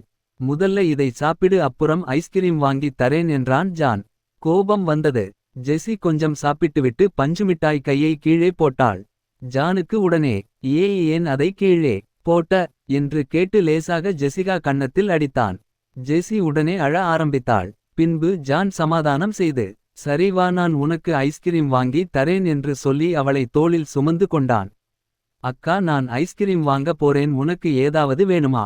எனக்கு எதுவும் வேணாம் ஜான். பின்பு ஜான் அந்த ஐஸ்கிரீம் ஸ்டாலுக்கு சென்றான். அங்கே கூட்டமாக இருந்தது. ஒரு ஸ்டாலின் முன்புறம் கடலை மிட்டாய்களின் சாம்பிள்கள் ஒரு ஸ்டாண்டில் வைக்கப்பட்டிருந்தது. ஜான் அதை தெரியாமல் தள்ளி விட்டுவிட்டான். அதிலிருந்த கடலை மிட்டாய்கள் கீழே சிதறியது. ஓ சாரி என்று அந்த ஸ்டாலின் உரிமையாளரிடம் மன்னிப்பு கேட்டான் ஜான். பின்பு ஜெசிகாவை கீழே இறக்கி விட்டுவிட்டு சிதறிக்கிடந்த கடலை மிட்டாய்களை எடுத்து அந்த ஸ்டாண்டில் வைத்து கொண்டிருந்தான். அதற்குள் அந்த ஸ்டாலின் இருந்த ஒருவன், பார்த்து வரக்கூடாதா என்று அதட்டினான். சாரி, தெரியாம நடந்துருச்சு. என்ன தெரியாம நடந்துருச்சு பாரு, எல்லாமே வீணா போச்சு. வேணும்னே எதுவும் பண்ணலை. இதுக்கு எவ்வளவு காசு ஆச்சு சொல்லுங்க, நான் கொடுத்துடறேன். இருவருமே இப்படி மாறி மாறி பேசிக்கொண்டிருக்கும் பொழுது அவர்களுக்குள் சிறிது வாய்த்தகராறு ஏற்பட்டுவிட்டது. அருகிலிருந்தவர்கள் இருவரையும் தடுத்துவிட்டனர். பின்பு ஜான் ஜெசிகாவை பார்த்தான். அவள் அங்கு இல்லை. பின் சிறிது பதட்டத்துடன் தேடி பார்த்தான், எங்கும் இல்லை. என்னடா பிரச்சனை, ஏன் பதட்டமா இருக்கா என்று வினவினாள் ஜெனிபர். அக்கா, பிரச்சினையை விடுங்க, ஜெசிகாவை பார்த்தீங்களா? ஜெசிகா எங்கே? உன் கூட தான் இருந்தா, எங்கடா போனா? தெரியல அக்கா, வா தேடி பார்ப்போம். பின் ஜானும் ஜெனிபரும் அவளை அரங்கு முழுக்க தேடி பார்த்தனர். கடைசியாக நுழைவாயிலில் வரும்போது ஒரு காவலாளி இருந்தான். அவனிடம் ஜெனிபர் கம்ப்ளைண்ட் செய்தாள். அப்போது தான் ஜான் அந்த காட்சியை கண்டான். ஒரு கருப்பு உருவம் அந்த காரின் முன்பகுதியில் இருந்தது. ஜெசிகாவை அந்த வாலிபன் தூக்கிக் கொண்டு ஓடிவந்தான். அந்த கருப்பு உருவம், டேய் பிரேம், சீக்கிரமா வண்டியில் ஏறுடா என்றது. அந்த காரை பின் தொடர்ந்து ஓடினான் ஜான். பின் அந்த கார் அவினாசி சாலையில் சீறிப்பாய்ந்தது. அங்கிருந்த காவலாளி தன் வாக்கி டாக்கியில், ஒரு கருப்பு நிற பென்ஸ் காரில் ஒரு சின்ன பொண்ணு கடத்தப்பட்டு இருக்கா, ஓவர். இதை பார்த்த ஜெனிஃபர் மயங்கி கீழே விழுந்தாள். சரியாக கிறிஸ்மஸ் அன்னைக்கு அந்த 4 வயசு பிஞ்சு குழந்தை கடத்தப்பட்டது. 2 நாள் கழிச்சு தான் போலீஸ் பதிவு பண்ணினாங்க. போலீஸ் அந்த குழந்தையை தேடி பார்த்தாங்க. ஆனால் கடைசி வரையிலும் ஜெசிகா கிடைக்கவில்லை. பின் 1 மாசம் கழிச்சு ஜெனிஃபர் வேதனை தாங்க முடியாமல் தூக்கு போட்டு தற்கொலை செய்து கொண்டாள். ஒரு 6 மாசம் கழிச்சு ஜான் அவங்க அம்மாவை இங்கு கொண்டு வந்து விட்டான். அப்போ இருந்து இப்போ வரைக்கும் அவங்க மனநலம் பாதிக்கப்பட்டு தான் இருக்காங்க, எந்த முன்னேற்றமும் கிடையாது என்று விளக்கி கூறினாள் மதர். ஜானை நீங்க எப்ப கடைசியா பார்த்தீங்க என்று கேட்டான் பென்னி. அப்பப்ப ஜான் இங்கே வருவான், அம்மாவை பார்த்துட்டு தேவையான பணத்தை கொண்டு வந்து கொடுப்பான். கடைசியா 1 வருஷம் முன்னாடி ஜான் வந்தான். கையில 3 லட்சம் பணம் கொண்டு வந்து கொடுத்துவிட்டு இனிமே வருவேனானு ஒன்னும் தெரியலை, அம்மாவை பத்திரமா பார்த்துக்கோங்க என்று சொல்லிவிட்டு போனான். அப்புறம் அவனைப் பற்றி எந்த தகவலும் இல்லை. எப்பயாவது காண்டாக்ட் பண்ணுவானா? அவனோட ஃபோன் நம்பர் ஏதாவது இருக்கா என்று கேட்டான் ஆதி. சாரி சார், போன் நம்பர் எதுவும் இல்லை. ஜான் காலேஜ் முடிச்சதுக்கப்புறம் எங்க வேலை செய்து கொண்டு இருந்தான்னு தெரியுமா? கம்பெனி நேம் தெரியாது. ஆனால் அவன் ஒரு கான்ட்ராக்டில் வேலை செய்து கொண்டிருந்தான். அந்த contract name Senthil contract. Thanks mother for your information. Mister Adi, John கொலை பண்ணி இருப்பான்னு நீங்க நினைக்கிறீங்களா? ஒருவேளை இருக்கலாம், விசாரிக்காமல் எதுவும் சொல்ல முடியாது. எது வேணும்னாலும் இருக்கட்டும், இந்த குடும்பத்தை இப்படி ஆக்குனா அவங்களை கண்டுபிடியுங்க. அந்த குழந்தையை கண்டுபிடியுங்கள் mister Adi. We will do our best mother என்று கூறிவிட்டு ஆதித்யாவும் பென்னியும் அவர்களிடமிருந்து விடை பெற்றனர். தேடல் 13. ஆதித்யாவும் பென்னியும் ரயிலில் கோயம்புத்தூரை நோக்கி வந்து கொண்டிருந்தனர். பென்னி, ஜான் தான் கொலை பண்ணினதுன்னு மேக்சிமம் உறுதி ஆயிருச்சு. ஆனால் இந்த ஜானை எப்படி பிடிக்கிறது என்று தான் தெரியல என்று ஆதித்யா பொன்னியிடம் பேசிக்கொண்டிருக்கும்போது பென்னிக்கு போன் கால் வந்தது. நான் குணசேகரன், பொள்ளாச்சியில் இருந்து பேசுறேன். சொல்லுங்க சார். பொள்ளாச்சியில் கந்தசாமியின் கொலை சம்பந்தமா சிவா என்ற நபர் உங்க கிட்ட பேசணும்னு சொல்லறாரு. சரி குடுங்க சார், நான் கந்தசாமி முதலாளியின் வேலைக்காரன் சிவா பேசுறேன். இந்த பங்களாவில் வேலை செஞ்சவுங்க லிஸ்ட் அனுப்பி வச்சதுல ஒரு பெயர் மட்டும் விட்டு போச்சு சாரோ, அப்படியா? ஆமாம் சார், அவனுக்கு ஒரு 23, 24 வயசு இருக்கும். அவன் கந்தசாமி அண்ணனுக்கு டிரைவரா வேலை பார்த்தான். வெறும் 2 மாசம் தான் சார் வேலை பார்த்தான். அப்புறம் திடீர்னு சொல்லாம கொள்ளாம வேலைய விட்டுட்டு நின்னுட்டான். எப்ப வேலை பார்த்தான்? ஒரு 2 வருஷம் முன்னாடி வேலை பார்த்தான். பொதுவா அண்ணன் தெரியாதவர்களை வேலைக்கு வச்சுக்க மாட்டார். ஆனால் இந்த பையன் வேலை கேட்டு அழுது புலம்பினான். அதனால அண்ணன் இவனுக்கு வேலை கொடுத்தார் சார். அவன் பெயர் என்ன? அவன் பேரு ஞாபகம் இல்லை. ஆனால் அவன் ஒரு கிறிஸ்டியன். சரி சிவா, நான் பாத்துக்கிறேன் என்று பென்னி போனை கட் செய்தான். பின்பு ஆதியிடம், சார், ஜான் கந்தசாமி கிட்ட டிரைவரா வேலை செஞ்சிருக்கான். அந்த சிவா இப்பதான் போன்ல சொன்னான். பெயர் லிஸ்டிலிருந்து விடுபட்டு போயிருச்சாம். அப்ப ஜான் தான் கந்தசாமியும் பாலாவையும் கொலை பண்ணி இருக்கான். அவன் வீட்டை நல்லா நோட்டம் விட்டு தெரிஞ்சு வச்சிருக்கான். Yes sir. இனிமே நாம தாமதிக்க கூடாது. பென்னி இருக்கான்னு தெரியலை. அவன் கிட்ட இருக்கிற மொபைல் நம்பர் ஸ்விட்ச் ஆஃப்ல இருக்கு. சோ அவனை ட்ரேஸ் பண்றதில ப்ராப்ளம் இருக்கு சார். கொலைக்கான மோட்டிவ் என்னவா இருக்கும்? நீங்க என்ன நினைக்கிறீங்க சார்? அவனோட அக்காவின் குழந்தையை கடத்தி இருக்காங்க. அந்த பொண்ண கடத்தினது கந்தசாமி கேங்குன்னு நினைச்சு இருக்கான். வெயிட், அது எப்படி கந்தசாமி தான் குழந்தையை கடத்தினான்னு அவனுக்கு தெரியும்? அது எனக்கு தெரியல சார். ஆனா 2015 டிசம்பர் 25ஆம் தேதி ரேஸ்கோர்ஸ் போலீஸ் ஸ்டேஷனில் கிட்னப்பிங் சம்பந்தமாக ஒரு கம்ப்ளைண்ட் பதியப்பட்டிருக்கு. அதை நாங்கள் எடுத்து பார்த்ததில என்ன எழுதி இருந்துச்சுன்னா, அனுப்புனர் மேரி ஃபர்னாண்டஸ், கோயமுத்தூர், டிசம்பர் 25 2015. கமிஷனர் அலுவலகம், அக்டோபர் 24 2020 காலை 10:00 மணி. ஆதித்யாவும் பென்னியும் கமிஷனர் விஸ்வநாத்துக்கு சல்யூட் அடித்தனர். பின்பு, என்ன ஆதித்யா, 3 மர்டர் ஆகியிருக்கு, இதுவரைக்கும் கொலையாளியை கண்டுபிடிக்கலை. என்னதான் நடக்குது? என்ன இம்ப்ரூவ்மெண்ட் டேஸ்ல இருக்கு சொல்லுங்க. கொலையாளி ஜான். அவனுக்கு எதிராக எவிடன்ஸ் எல்லாம் பக்காவா இருக்கு. ஆனால் அவன் எங்க? கோவை. பெறுநர் காவல் ஆய்வாளர், ரேஸ் கோர்ஸ், கோவை. பொருள்: எனது மகள் ஜெசிகா டிசம்பர் 25 2015 சரியாக கிறிஸ்மஸ் தினத்தன்று கோவை வஉசி பூங்காவில் உணவு திருவிழாவின் போது காணாமல் போனாள். அப்போது எனது சகோதரன் தான் எனது மகளை ஒரு வாலிபன் தூக்கிக் கொண்டு காரில் ஏறுவதை பார்த்துள்ளார். அவனுக்கு ஒரு 25 வயது இருக்கும். 6 அடி உயரம் இருக்கும். பச்சை நிற உடை அணிந்திருந்தான். அந்த காரில் 50 வயது மதிக்கத்தக்க ஆண் முன்வரிசை பேசஞ்சர் சீட்டில் அமர்ந்து இருப்பதையும் அவன் கழுத்தில் பெரிய தங்கச் சங்கிலிகள் போடப்பட்டிருந்தது என்பதை பார்த்துள்ளார். அவன் மாநிலத்தில் இருந்தான். இது கடத்தியவர்களின் அடையாளங்கள். அவர்கள் ஓட்டி வந்த car brown colour Benz company car. காரின் எண் தெரியவில்லை. கூடிய விரைவில் எனது மகளை கண்டுபிடித்து தருமாறு கேட்டுக்கொள்கிறோம். இப்படிக்கு ஜெனிஃபர் ஃபர்னாண்டஸ். இதுவரைக்கும் இந்த கேஸ் ரிமைன் அன்சால்வ்டு என்று அந்த கம்ப்ளைண்ட் லெட்டரை விஸ்வநாதனிடம் நீட்டினான் ஆதித்யா. Oh my god. அப்ப ஜான் அவர்களை யாரென்று அடையாளம் கண்டுபிடித்து ஒவ்வொருத்தரையும் கொலை பண்ணிக்கிட்டு இருக்கான். Yes sir. ஓகே ஆதி, அப்ப அவனோட நெக்ஸ்ட் ஸ்டெப் என்னவா இருக்கும்? சார், அந்த ஜெஸ்ஸி கடத்தப்பட்டப்ப கந்தசாமியும் சேதுராமனும் பிரண்ட்ஸ். சோ நெக்ஸ்ட் டார்கெட் சேதுராமன். You are right sir. So what about next step? 2 விஷயங்கள் இருக்கு. ஒன்னு, சேதுராமன் கிட்ட இத பத்தி பேசி அவரை அலர்ட் பண்ணனும்.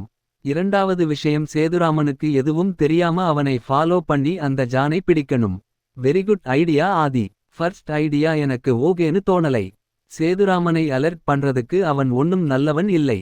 அவனை ஒரு பொறியா யூஸ் பண்ணுங்க mister Adi. Thanks sir. Good luck mister Aditya and Benny. பின்பு ஆதித்யாவும் பென்னியும் கமிஷனருக்கு ஒரு சல்யூட் அடித்து விட்டு அங்கிருந்து கிளம்பினார். சிங்காநல்லூர் காவல் நிலையம். ஆதித்யா, பென்னி மற்ற அனைத்து கான்ஸ்டபிள்களும் மீட்டிங்கில் இருந்தனர். ஆதித்யா அனைத்து விஷயங்களையும் விளக்கி புரிய வைத்தான். சோ ஜானின் நெக்ஸ்ட் டார்கெட் சேதுராமன் தான் என்று கேட்டான் கண்ணையா. எஸ் என்று பதிலளித்தான் பென்னி. ஆனா அந்த சின்ன பையன் நம்மளுக்கு இவ்வளவு சவாலா இருப்பான்னு நான் நினைச்சு கூட பார்க்கலை. போன வாரம் என் கூட நின்னு சாருக்கு போன் போட்டு தர சொன்னான். எல்லாமே அவனோட பக்காவான பிளனாயிருக்கு என்றான் கான்ஸ்டபிள் மாறி. இருக்கலாம். ஆனா நாம யாருன்னு அவனுக்கு நிரூபித்து காட்டணும். இன்னும் 2 நாள்ல அவனை புடிச்சாகணும் என்று பதிலளித்தான் ஆதித்யா. கண்ணையா மாறி 2 பேரும் சேதுராமனை கண்காணியுங்கள். அவன் எங்க போனாலும் அங்க நம்மால் ஒருத்தன் இருக்கணும். ஒவ்வொரு 1 மணி நேரத்துக்கும் எனக்கு மெசேஜ்ல அப்டேட் பண்ணுங்க. முக்கியமா சேதுராமனுக்கு நீங்க ஃபாலோ பண்றது எதுவும் தெரியக்கூடாது என்று கூறினான் பென்னி. அதெல்லாம் கவலைப்படாதீங்க சார், நாங்க பார்த்துக்கிறோம். பின்பு மாரியும் கண்ணையாவும் சேதுராமனின் வீட்டுக்கு சென்றனர். ஆதித்யாவும் பென்னியும் ராமநாதபுரத்தில் உள்ள காம்ப்ளெக்ஸ்க்கு சென்றனர். அங்கே Senthil contract company, Ramanathapuram, government registered என்று எழுதி இருந்தது. பென்னி ஆபீஸுக்குள் எட்டிப்பார்த்தான். யாரும் இல்லை. வாட்ச்மேன் மட்டும் இருந்தான். நாங்க சிங்காநல்லூர் போலீஸ் ஸ்டேஷன்லிருந்து வரோம். இங்க செந்தில் கான்ட்ராக்ட் கம்பெனியின் ஓனர் எங்க இருக்கார்? சார், செந்தில் சார் நாளைக்கு தான் வருவாரு. நாளைக்கு ஆயுத பூஜை. இன்னைக்கு பூஜைக்கு தேவையான சாமான்களை வாங்க போயிருக்காரு. ஒரு அவசரமான விஷயம். அப்படின்னா போன் பண்ணி கேட்டு பாருங்க. இல்லை, அவரை நேர்ல தான் பார்க்கணும். நாளைக்கு காலையில வரோம். அவர் வந்தா ஒரு கேஸ் விஷயமா பார்க்க வந்ததா சொல்லுங்க என்று கூறிவிட்டு, பென்னி அந்த டீ கடைக்கு போங்க என்றான் ஆதித்யா. பென்னி டீ கடையில் வண்டியை நிறுத்தினான். பின்பு தன் பாக்கெட்டில் இருந்த சிகரெட்டை எடுத்து பற்ற வைத்தான் ஆதித்யா. கண்டிப்பா சொல்றேன் பென்னி. அந்த ஜான் வெளியே வருவான். சேதுராமனை கொலை செய்ய கண்டிப்பா வருவான். அவன் பிளான் எல்லாமே மாஸ்டர் மைண்டா இருக்கு. இருக்கலாம், அவன் பிளானிங் எல்லாமே பக்காவா இருக்கு. கூடிய விரைவில் சிக்குவான் பென்னி. பட் அவனோட முடிவு ரொம்ப ஸ்ட்ராங் ஆனது. இந்த சேதுராமனுக்கு என்ன பிளான் பண்ணி இருக்கான்னு தெரியலை சார். கண்டிப்பா வச்சிருப்பான். அதுக்காக அவன் வெளியே வந்து தான் ஆகணும். இந்த கேஸ் விஷயத்துல இன்வால்வ் ஆனதிலிருந்து நாள் கிழமை என்று பார்க்காமல் வேலை செஞ்சுகிட்டு இருக்கோம். நாளைக்கு ஆயுத பூஜை சார். அதுவும் கூட தெரியலை. அந்த வாட்ச்மேன் சொல்லித்தான் எனக்கே தெரியுது சார். ஆமாம் பென்னி. நான் கூட மனைவியையும் குழந்தையையும் இன்னும் கோயம்புத்தூருக்கு கூட்டிட்டு வரல. வீட்டில் நான் மட்டும் தனியா இருக்கேன். ஆமா, நம்ம ஸ்டேஷன்ல ஆயுத பூஜைக்கு சுத்தம் பண்றோமா? இல்ல சார், சங்கர் கிட்ட சொல்லி தான் ஸ்டேஷனை கொஞ்சம் கிளீன் பண்ணனும். நாளைக்கு செந்தில் கான்ட்ராக்ட் போய் பார்க்கணும். ஜான் எந்த கம்பெனியில் வேலையில் இருந்தன்னு தெரியணும். தேடல் 14. ராமநாதபுரம். அக்டோபர் 25 2020 காலை 10:00 மணி. இன்று ஆயுத பூஜை. ராஜு பாய் அந்த ஆபீஸ் ரூமில் வேலைகளை இழுத்து போட்டு செய்து கொண்டிருந்தான். செந்தில் பூஜைகளை செய்து விட்டு அனைவருக்கும் பொரிகடலை பழங்கள் இவற்றை கொடுத்தார். அந்த நேரத்தில் ஆதித்யாவும் பென்னியும் அங்கு வந்தனர். வாங்க சார், நேத்து நீங்க வந்ததா வாட்ச்மேன் சொன்னாரு. டைம் இல்லை, அதனால ஸ்டேஷனுக்கு வந்து உங்களை பார்க்க முடியவில்லை என்று கூறினார் செந்தில். கான்ட்ராக்ட் உரிமையாளர் செந்தில். இட்ஸ் ஓகே என்று பதிலளித்தான் ஆதித்யா. சார் ஒரு நிமிஷம், ராஜு என்று அழைத்தான். பக்கத்துல போய் 2 பார்சல் டீ வாங்கிட்டு வா என்று ராஜுவை அனுப்பிவிட்டான். பணத்தை பெற்றுக்கொண்ட ராஜு பாய் வேகமாக சென்றான். சொல்லுங்க சார், ஏதாவது முக்கியமான விஷயமா? சார், நாங்க ஒருத்தனை பத்தி விசாரிச்சுட்டு போகலாம்னு வந்திருக்கோம். அவன் பேரு ஜான் பெர்னாண்டஸ். அவன் உங்க கான்ட்ராக்டில் தான் ஒரு கம்பெனியில வேலை செஞ்சிருக்கான். அவனுடைய டீடெயில்ஸ் எங்களுக்கு தேவைப்படுது. அப்படியா? எதுக்குன்னு தெரிஞ்சுக்கலாமா சார்? ஒரு கேஸ் விஷயமா நாங்க விசாரணை செய்யணும், அதுக்குத்தான். ஓகே சார், அவன் பேரு என்ன சொன்னீங்க? ஜான் பெர்னாண்டஸ். சிஐடி காலேஜ்ல மெக்கானிக்கல் இன்ஜினியரிங் 2017 பேச்சில் படிச்சு இருக்கான். ஓகே சார், கொஞ்சம் வெயிட் பண்ணுங்க. அப்போது ராஜு பாய் அங்கு வந்து டீயை இருவருக்கும் ஊற்றி கொடுத்தான். ராஜு பாய் ஒரு ராஜஸ்தானி. ஆனால் நன்றாக தமிழ் பேசுவான். ஆதியும் பென்னியும் மாற்று உடையில் இருந்ததால் அவர்கள் யார் என்று அவனுக்கு தெரியவில்லை. கம்பெனி விஷயமா வந்திருக்கீங்களா என்று கேட்டான் ராஜு பாய். ஆமாம் தம்பி என்று பதிலளித்தான் பென்னி. செந்தில் சார், நான் போயிட்டு வரேன் என்று கூறிவிட்டு அங்கிருந்து நகர முயன்றான் ராஜு. அப்பொழுது, டேய் ராஜு, இங்க வந்து ஹெல்ப் பண்ணுடா. 2017 இல் கான்ட்ராக்ட் பைல் எடுடா என்று வேலையை கொடுத்தான் செந்தில். ராஜுபாய் பைல்களை தேடிக்கொண்டே, எதற்கு பைலை எடுக்க சொல்றீங்க என்று கேட்டான். ஜான் பெர்னாண்டஸ் டீடெயில்ஸ் கேட்டு வந்து இருக்காங்கடா, அதான் எடுக்க சொல்றேன் சார். பைலை எடுத்துட்டேன், இந்தாங்க என்று செந்திலிடம் நீட்டினான். பின்பு ஆதியிடம், சார், ஜான் அண்ணனை தேடி வந்து இருக்கீங்களா? ஆமாம் என்று பதிலளித்தான் ஆதி. அவரை பத்தின டீடெயில்ஸ் நான் உங்களுக்கு சொல்றேன் சார். நானும் ஜான் அண்ணனும் ஒரே கம்பெனியில் தான் வேலை பார்த்தோம். அவரை மாதிரி ஸ்மார்ட்டாக யாரும் வேலை செய்ய முடியாது சார். 2 வருஷம் சார், நானும் அவரும் ரொம்ப ஜாலியா வேலை செய்தோம். அவர் இல்லாம கம்பெனி ரன் ஆகாது.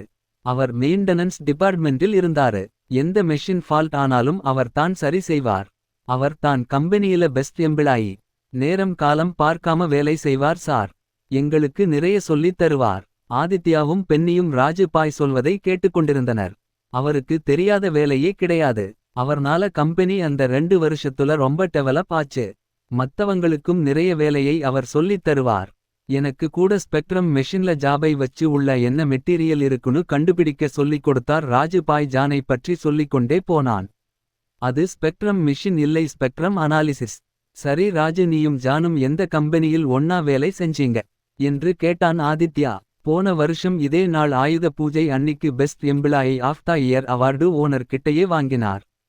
அப்புறம் காலக்கெடு முடிந்து இப்ப எங்க இருக்கான்னு தெரியலை. நானும் அவரும் ஒன்னா வேலை செஞ்ச கம்பெனி பெயர் சேதுராமன் ஸ்டீல் இண்டஸ்ட்ரீஸ்.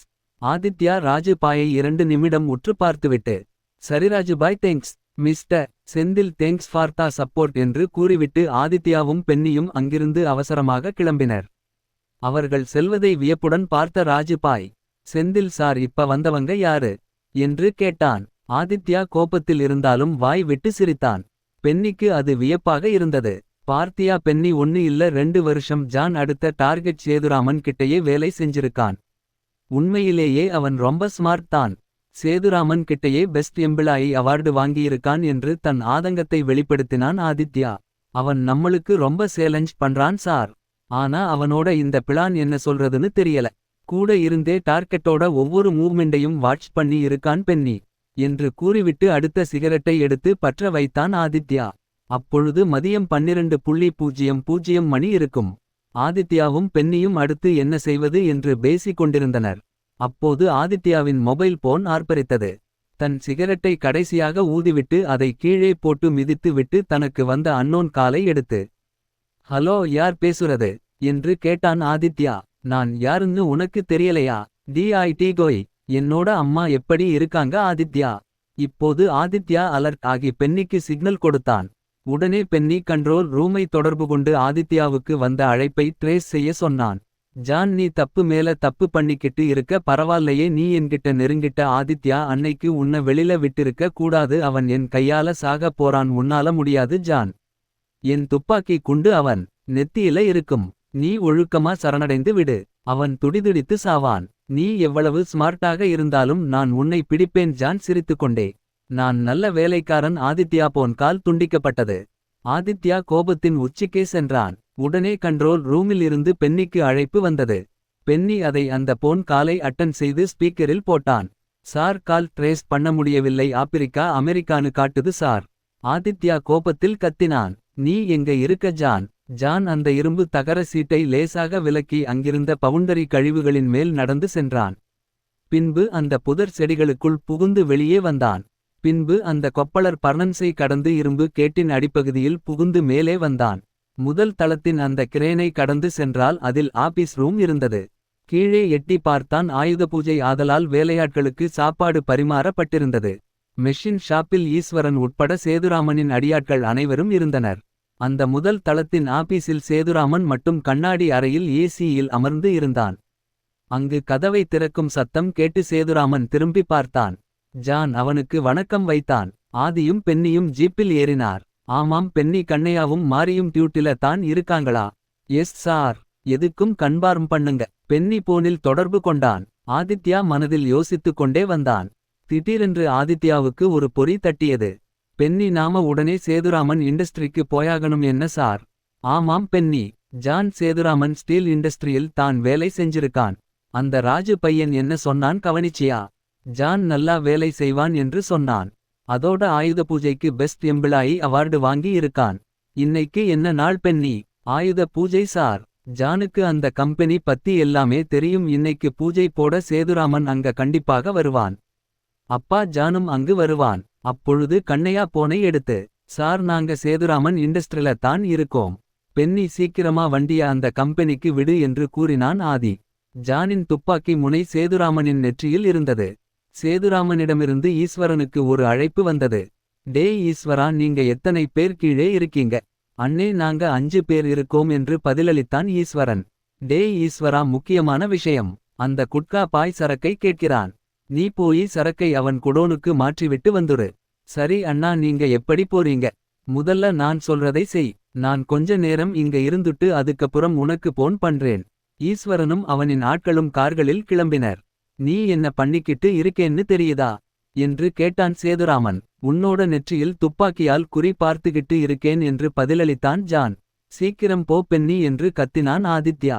சேதுராமனின் மொபைல் போனுக்கு கால் செய்தான். போன் ஸ்விட்ச் ஆஃப் என்று வந்தது. இப்பொழுது அவர்களது வாகனம் காலப்பட்டியை கடந்திருந்தது. உனக்கு என்ன வேணும் என்று கேட்டான் சேதுராமன். நான் யாருன்னு உனக்கு தெரியுதா? போன வருஷம் நீதான நல்ல வேலைக்காரன் அவார்டு வாங்கின. ஓ, அதுதான் உனக்கு ஞாபகம் இருக்கா? சரி, உனக்கு என்னதான் வேணும்? என் அக்காவோட பொண்ணு வேணும். நீங்க கடத்துனீங்களே, அவ எங்க இருக்கான்னு தெரியணும். சேதுராமன் வாய்விட்டு சிரித்தான். அப்ப நீ தான் கந்தசாமியையும் பாலாவையும் கொலை பண்ணினியா? என் அக்கா பொண்ணு ஜெசிகா எங்க? அவளை என்ன பண்ணுனீங்க? ஓ, அந்த சின்ன பொண்ணு. ஜான் அவனது தலையில் அடித்தான். சேதுராமனுக்கு ரத்தம் வழிந்தது. சரி, நான் அவளை கண்டுபிடிச்சு தரேன். கண்டுபிடித்து தரியா? உனக்கு அவ எங்க இருக்கான்னு தெரியாதா? எனக்கு தெரியும். ஆனா உன்கிட்ட சொல்லணும்னு அவசியம் இல்லை. ஜான் மறுபடியும் துப்பாக்கியால் சேதுராமனின் தலையில் அடித்தான். பின் சேதுராமனை அந்த கிரேனில் தொங்கவிட்டு கொப்ளர் பர்னன்ஸ் இருக்கும் இடம் நோக்கி நகர்த்தினான். இப்போது எரிந்து கொண்டிருந்த பர்னன்ஸ்க்கு அருகில் ஜானும் சேதுராமனும் இருந்தனர். ஜான் ஒருகையில் கிரேனின் ரிமோட்டையும் மறு கையில் துப்பாக்கியையும் வைத்து மிரட்டினான். இதோ பார், இந்த பர்னன்ஸை யூஸ் பண்ணி நிறைய பேர்த்த கொலை பண்ணியிருக்கேன். நீ என்னவே பயமுறுத்துற. அந்த கொப்ளர் பர்னன்ஸ் இருவரையும் சுட்டெரித்தது. ஜெசிகா எங்கே? உன்னை கடைசியாக கேட்கிறேன். அப்பொழுது ஆதித்யாவும் பென்னியும் மற்ற காவலர்களும் அங்கு வந்தனர். ஜான் ஹேண்ட்ஸ் அப் என்று கத்தினான் ஆதித்யா. மிஸ்டர் சேதுராமன், நீ இப்படி கேட்டா சொல்ல மாட்ட என்று கத்தினான் ஜான். நான் இதுவரைக்கும் யார்கிட்டையும் தோற்றதில்லை ஜான் என்று பதிலளித்தான் சேது. அவனை கொன்னுட்டு நீ தப்பிக்க முடியாது ஜான் என்று மிரட்டினான் ஆதி. ஜான் ஆதி பேச்சை மதித்து கூட கேட்கவில்லை. பென்னியும் மாரி மற்றும் கண்ணையா மூவரும் அந்த கிரேனை என்ன செய்வதென்று தெரியாமல் பார்த்து கொண்டிருந்தனர். அப்ப நீ செத்தாலும் சொல்ல மாட்ட என்று கேட்டான் ஜான். நான் உன்கிட்டையும் தோற்க மாட்டேன் என்று திமிரினான் சேதுராமன். துப்பாக்கியை கீழே போட்டுட்டு சரணடைந்து விடு ஜான் என்றான் ஆதி. நீ செத்தாலும் பரவாயில்லை, உன் பொண்ணு செத்தா. தன் வாழ்க்கையில் முதல் முறையாக பயந்தான் சேதுராமன். ஆதித்யாவின் கோபம் தலைக்கு ஏறியது. பின்பு அவனும் அந்த ஏணியின் உதவியால் பர்னன்ஸ்க்கு அருகில் ஏறினான். உன் பொண்ணு பெங்களூர்ல தானே இருக்கா. உன்னை பிடிக்காம அவ அங்கே இருக்கா. அவள் நிம்மதிய என்னால் கெடுக்க முடியும். வேணாம், நான் உண்மையை சொல்லுறேன். அப்போது ஆதியும் மேலே வந்தான். அவர்கள் பேசுவதை கவனித்தான். ஆனால் ஆதி அங்கு இருப்பதை அவர்கள் இருவரும் பார்க்கவில்லை. அந்த பொன்னை முதல்ல ஆர்கன் திரட்டுக்காகத்தான் கடத்தினோம். ஆனால் அவள் வயசு ரொம்ப சின்ன பொண்ணா இருந்ததால அவளை வித்திட்டோம். அவளை எங்க வித்தீங்க என்று கோவத்தில் சேதுராமனின் காலில் சுட்டான் ஜான். சேதுராமன் அலறியபடி, அவளை ஜோதிராஜ் என்கிற ஒரு புரோக்கருக்கு வித்திட்டோம் என்று கூறும்போது ஆதித்யா ஜானின் மேல் தாவினான். ஜானின் துப்பாக்கியும் ஆதித்யாவின் துப்பாக்கியும் கீழே விழுந்தது. ஜான் சுதாரித்துக் கொண்டு எழுந்தான். பின் இருவரும் சண்டையிட்டனர். ஆதி ஜானின் கன்னத்தில் மாறி மாறி குத்துக்களை விட்டான். ஜான் ஆதியை எட்டி உதைத்தான். அப்போது சேதுராமன் கிரேனின் கொக்கியில் மாட்டிக் கொண்டிருந்தான். ஜான் கிரேனின் ரிமோட்டை எடுத்து சேதுவை பர்னன்ஸை நோக்கி நகர்த்தினான். ஆதித்யா சண்டையிட்டு அந்த ரிமோட்டை பிடுங்கி கிரேனை பர்னன்ஸுக்கு வெளியில் கொண்டு வந்தான். சேதுராமன் அந்த கொக்கியில் பலமாக மாட்டிக் கொண்டிருந்தான். பின்பு ஜானும் ஆதித்யாவும் அந்த கம்பியினால் ஆன முதல் தளத்தில் விழுந்தனர். அப்போது அங்கு இருந்த துப்பாக்கியை இருவரும் எடுத்து மாறி மாறி குறிபார்த்தனர். பென்னியின் பார்வையில் முதல் தளத்தில் ஆதி ஜானை நோக்கியும் ஜான் ஆதியை நோக்கி துப்பாக்கியை பிடித்துக் கொண்டிருந்தனர். அவர்கள் இருவருக்கும் நேர் மேலே சேதுராமன் கொக்கியில் தொங்கிக் கொண்டிருந்தான். ஜான் சரணடைஞ்சிரு, தேவையில்லாமல் துப்பாக்கிகளுக்கு வேலை கொடுக்காதே என்றான் ஆதித்யா. என்னை காப்பாத்துங்க என்று கத்தினான் சேதுராமன். பின்பு ஜான் அந்த சைடில் இருந்த லிவரை திடீரென்று இழுத்தான். அப்பொழுது ஆதி தடுமாறி முதல் தளத்தில் இருந்து தரையில் விழுந்தான். கீழே விழுந்த ஆதி சுதாரித்துக் கொண்டு ஜானை சுட்டான். அதற்குள் தான் ஜான் கிரேனின் கொக்கியில் மாட்டிய சேதுவை பர்னன்ஸுக்கு நேர் மேலே ரிமோட் உதவியால் நிறுத்தினான். ஜானின் காலில் குண்டு பாய்ந்தது. அச்சமயத்தில் பர்னன்ஸுக்கு நேர் மேலே இருந்த சேதுராமன் கடுமையான சூட்டின் காரணமாக அப்படியே தீப்பிடித்து எரிந்தான். ஜான் அந்த முதல் தளத்தின் படிக்கட்டுகளில் ஏறி கொப்ளர் பர்னன்ஸை தாண்டி ஓடினான். பின்பு அங்கு இருந்த மணல் குன்று மேல் குதித்தான். ஆதித்யாவும் பென்னியும் தண்ணீர் பைப்பை எடுத்து சேதுராமனின் மீது பாய்ச்சினர். அதற்குள் சேதுராமன் முழுவதுமாக எரிந்து சாம்பலானான். ஜானை தேடி பார்த்தான் ஆதி. அந்த மணல் குன்றின் மேல் இரத்தக்கரை இருந்தது. அந்த இரத்தக்கரை புதருக்குள் சென்று மறைந்தது. பென்னி ஆம்புலன்ஸை அழைத்தான். ஆதித்யா அந்த முதல் தளத்தில் இருந்த ஆபீஸ் ரூமுக்குள் சென்றான். அங்கே ஒரு நீல நிற பேக் இருந்தது. அந்த பேக்கின் மேல் ஜான் என்று லோகோ பொறிக்கப்பட்டிருந்தது. பின்பு அதை ஓபன் செய்து பார்த்தால் உள்ளே ஒரு வீடியோ கேமரா இருந்தது. ஆதித்யா அந்த கேமராவை பிளே செய்தான். அதில் கந்தசாமியின் ஆட்கள் அன்று சுடப்பட்டு இறந்ததும் பின் இறந்த உடல்களை கொப்ளர் பர்னன்ஸில் இடுவதும் பதிவாகியிருந்தது. இந்த வீடியோ ரெக்கார்டிங்கை பார்த்து கமிஷனர் விஸ்வநாத், ஆதி மற்றும் பென்னி என்று அனைவரும் அதிர்ச்சியாகினர். உத்தரப்பிரதேஷ், லக்னோ, ஜனவரி 25, 2021. ஆதித்யா அந்த பெண்ணிடம் ஒரு 100 ரூபாய் தாளை நீட்டினார். அந்த பெண் அந்த பணத்தை வாங்கிக் கொண்டு தேங்க்யூ சாப் என்றாள். பின் அந்த சிக்னலில் இன்னொரு சிறுவன் பிச்சை எடுத்துக் கொண்டிருந்தான். அந்த சிறுவனை அவள் அழைத்தாள். இருவரும் உணவருந்தி விட்டு மீண்டும் லக்னோவின் சாலைக்கு வந்தனர். சிக்னலில் நின்று பிச்சை எடுத்துக் கொண்டிருந்தனர். இவை அனைத்தையும் நோட்டமிட்டுக் கொண்டிருந்தனர் ஆதித்யாவும் பென்னி மற்றும் உத்தரப்பிரதேசத்தை சேர்ந்த சில காவலர்கள். மாலை 6 மணி. அந்த பெண்ணும் சிறுவனும் அந்த சிக்னலில் இருந்து கிளம்பினர். ஒரு 500 மீட்டர் நடந்த பின் அங்கே ஒரு 10 சிறுவர்கள் இருந்தனர். அவர்கள் அனைவரும் கூடி பேசி விட்டு அங்கிருந்து ஒன்றாக நடந்து சென்றனர். சாலையின் முடிவில் ஒரு சிறிய தெருவில் நுழைந்தனர். அவர்களை பின் தொடர்ந்து அந்த வயதான நபர் சென்று கொண்டிருந்தான். பின் அனைவரும் அந்த கடைக்குள் சென்றனர். அவர்கள் அனைவரும் சேமித்து வைத்த பணத்தை அந்த குண்டனிடம் கொடுத்தனர். சிறிது நேரத்தில் ஒரு காவலர் படை திடீரென்று அந்த வீட்டுக்குள் நுழைந்தது. அங்கே ஒரு 30 சிறார்கள் அடைத்து வைக்கப்பட்டிருந்தனர். அங்கிருந்த 3 ரவுடிகளை என்கவுண்டர் செய்தனர். ஆதித்யா சுற்றும் முற்றும் பார்த்தான். அந்த சிறுவர்களை பார்க்கும்போதே தெரிந்தது, அவர்கள் அனைவரும் அடைத்து வைக்கப்பட்டு சித்திரவதைப்படுத்தப்பட்டு இருந்தனர். அவர்கள் அனைவரும் அழுக்கான உடையில் இருந்தனர். ஆதித்யாவும் அந்த காவலர்களும் அவர்கள் அனைவரையும் அந்த வீட்டில் இருந்து மீட்டனர். திடீரென்று அந்த வீட்டைச் சுற்றிலும் மீடியாக்கள் மற்றும் நிறைய காவலர்களும் இருந்தனர். ஆதித்யா தான் வைத்திருந்த போட்டோவை ஒருமுறை சரிபார்த்துவிட்டு அந்த சின்ன பெண்ணிடம், "உன் பெயர் என்ன?" என்று கேட்டான். அதற்கு அவள், "என் பெயர் ஜெசிகா" என்று பதிலளித்தாள். கதை நிறைவு.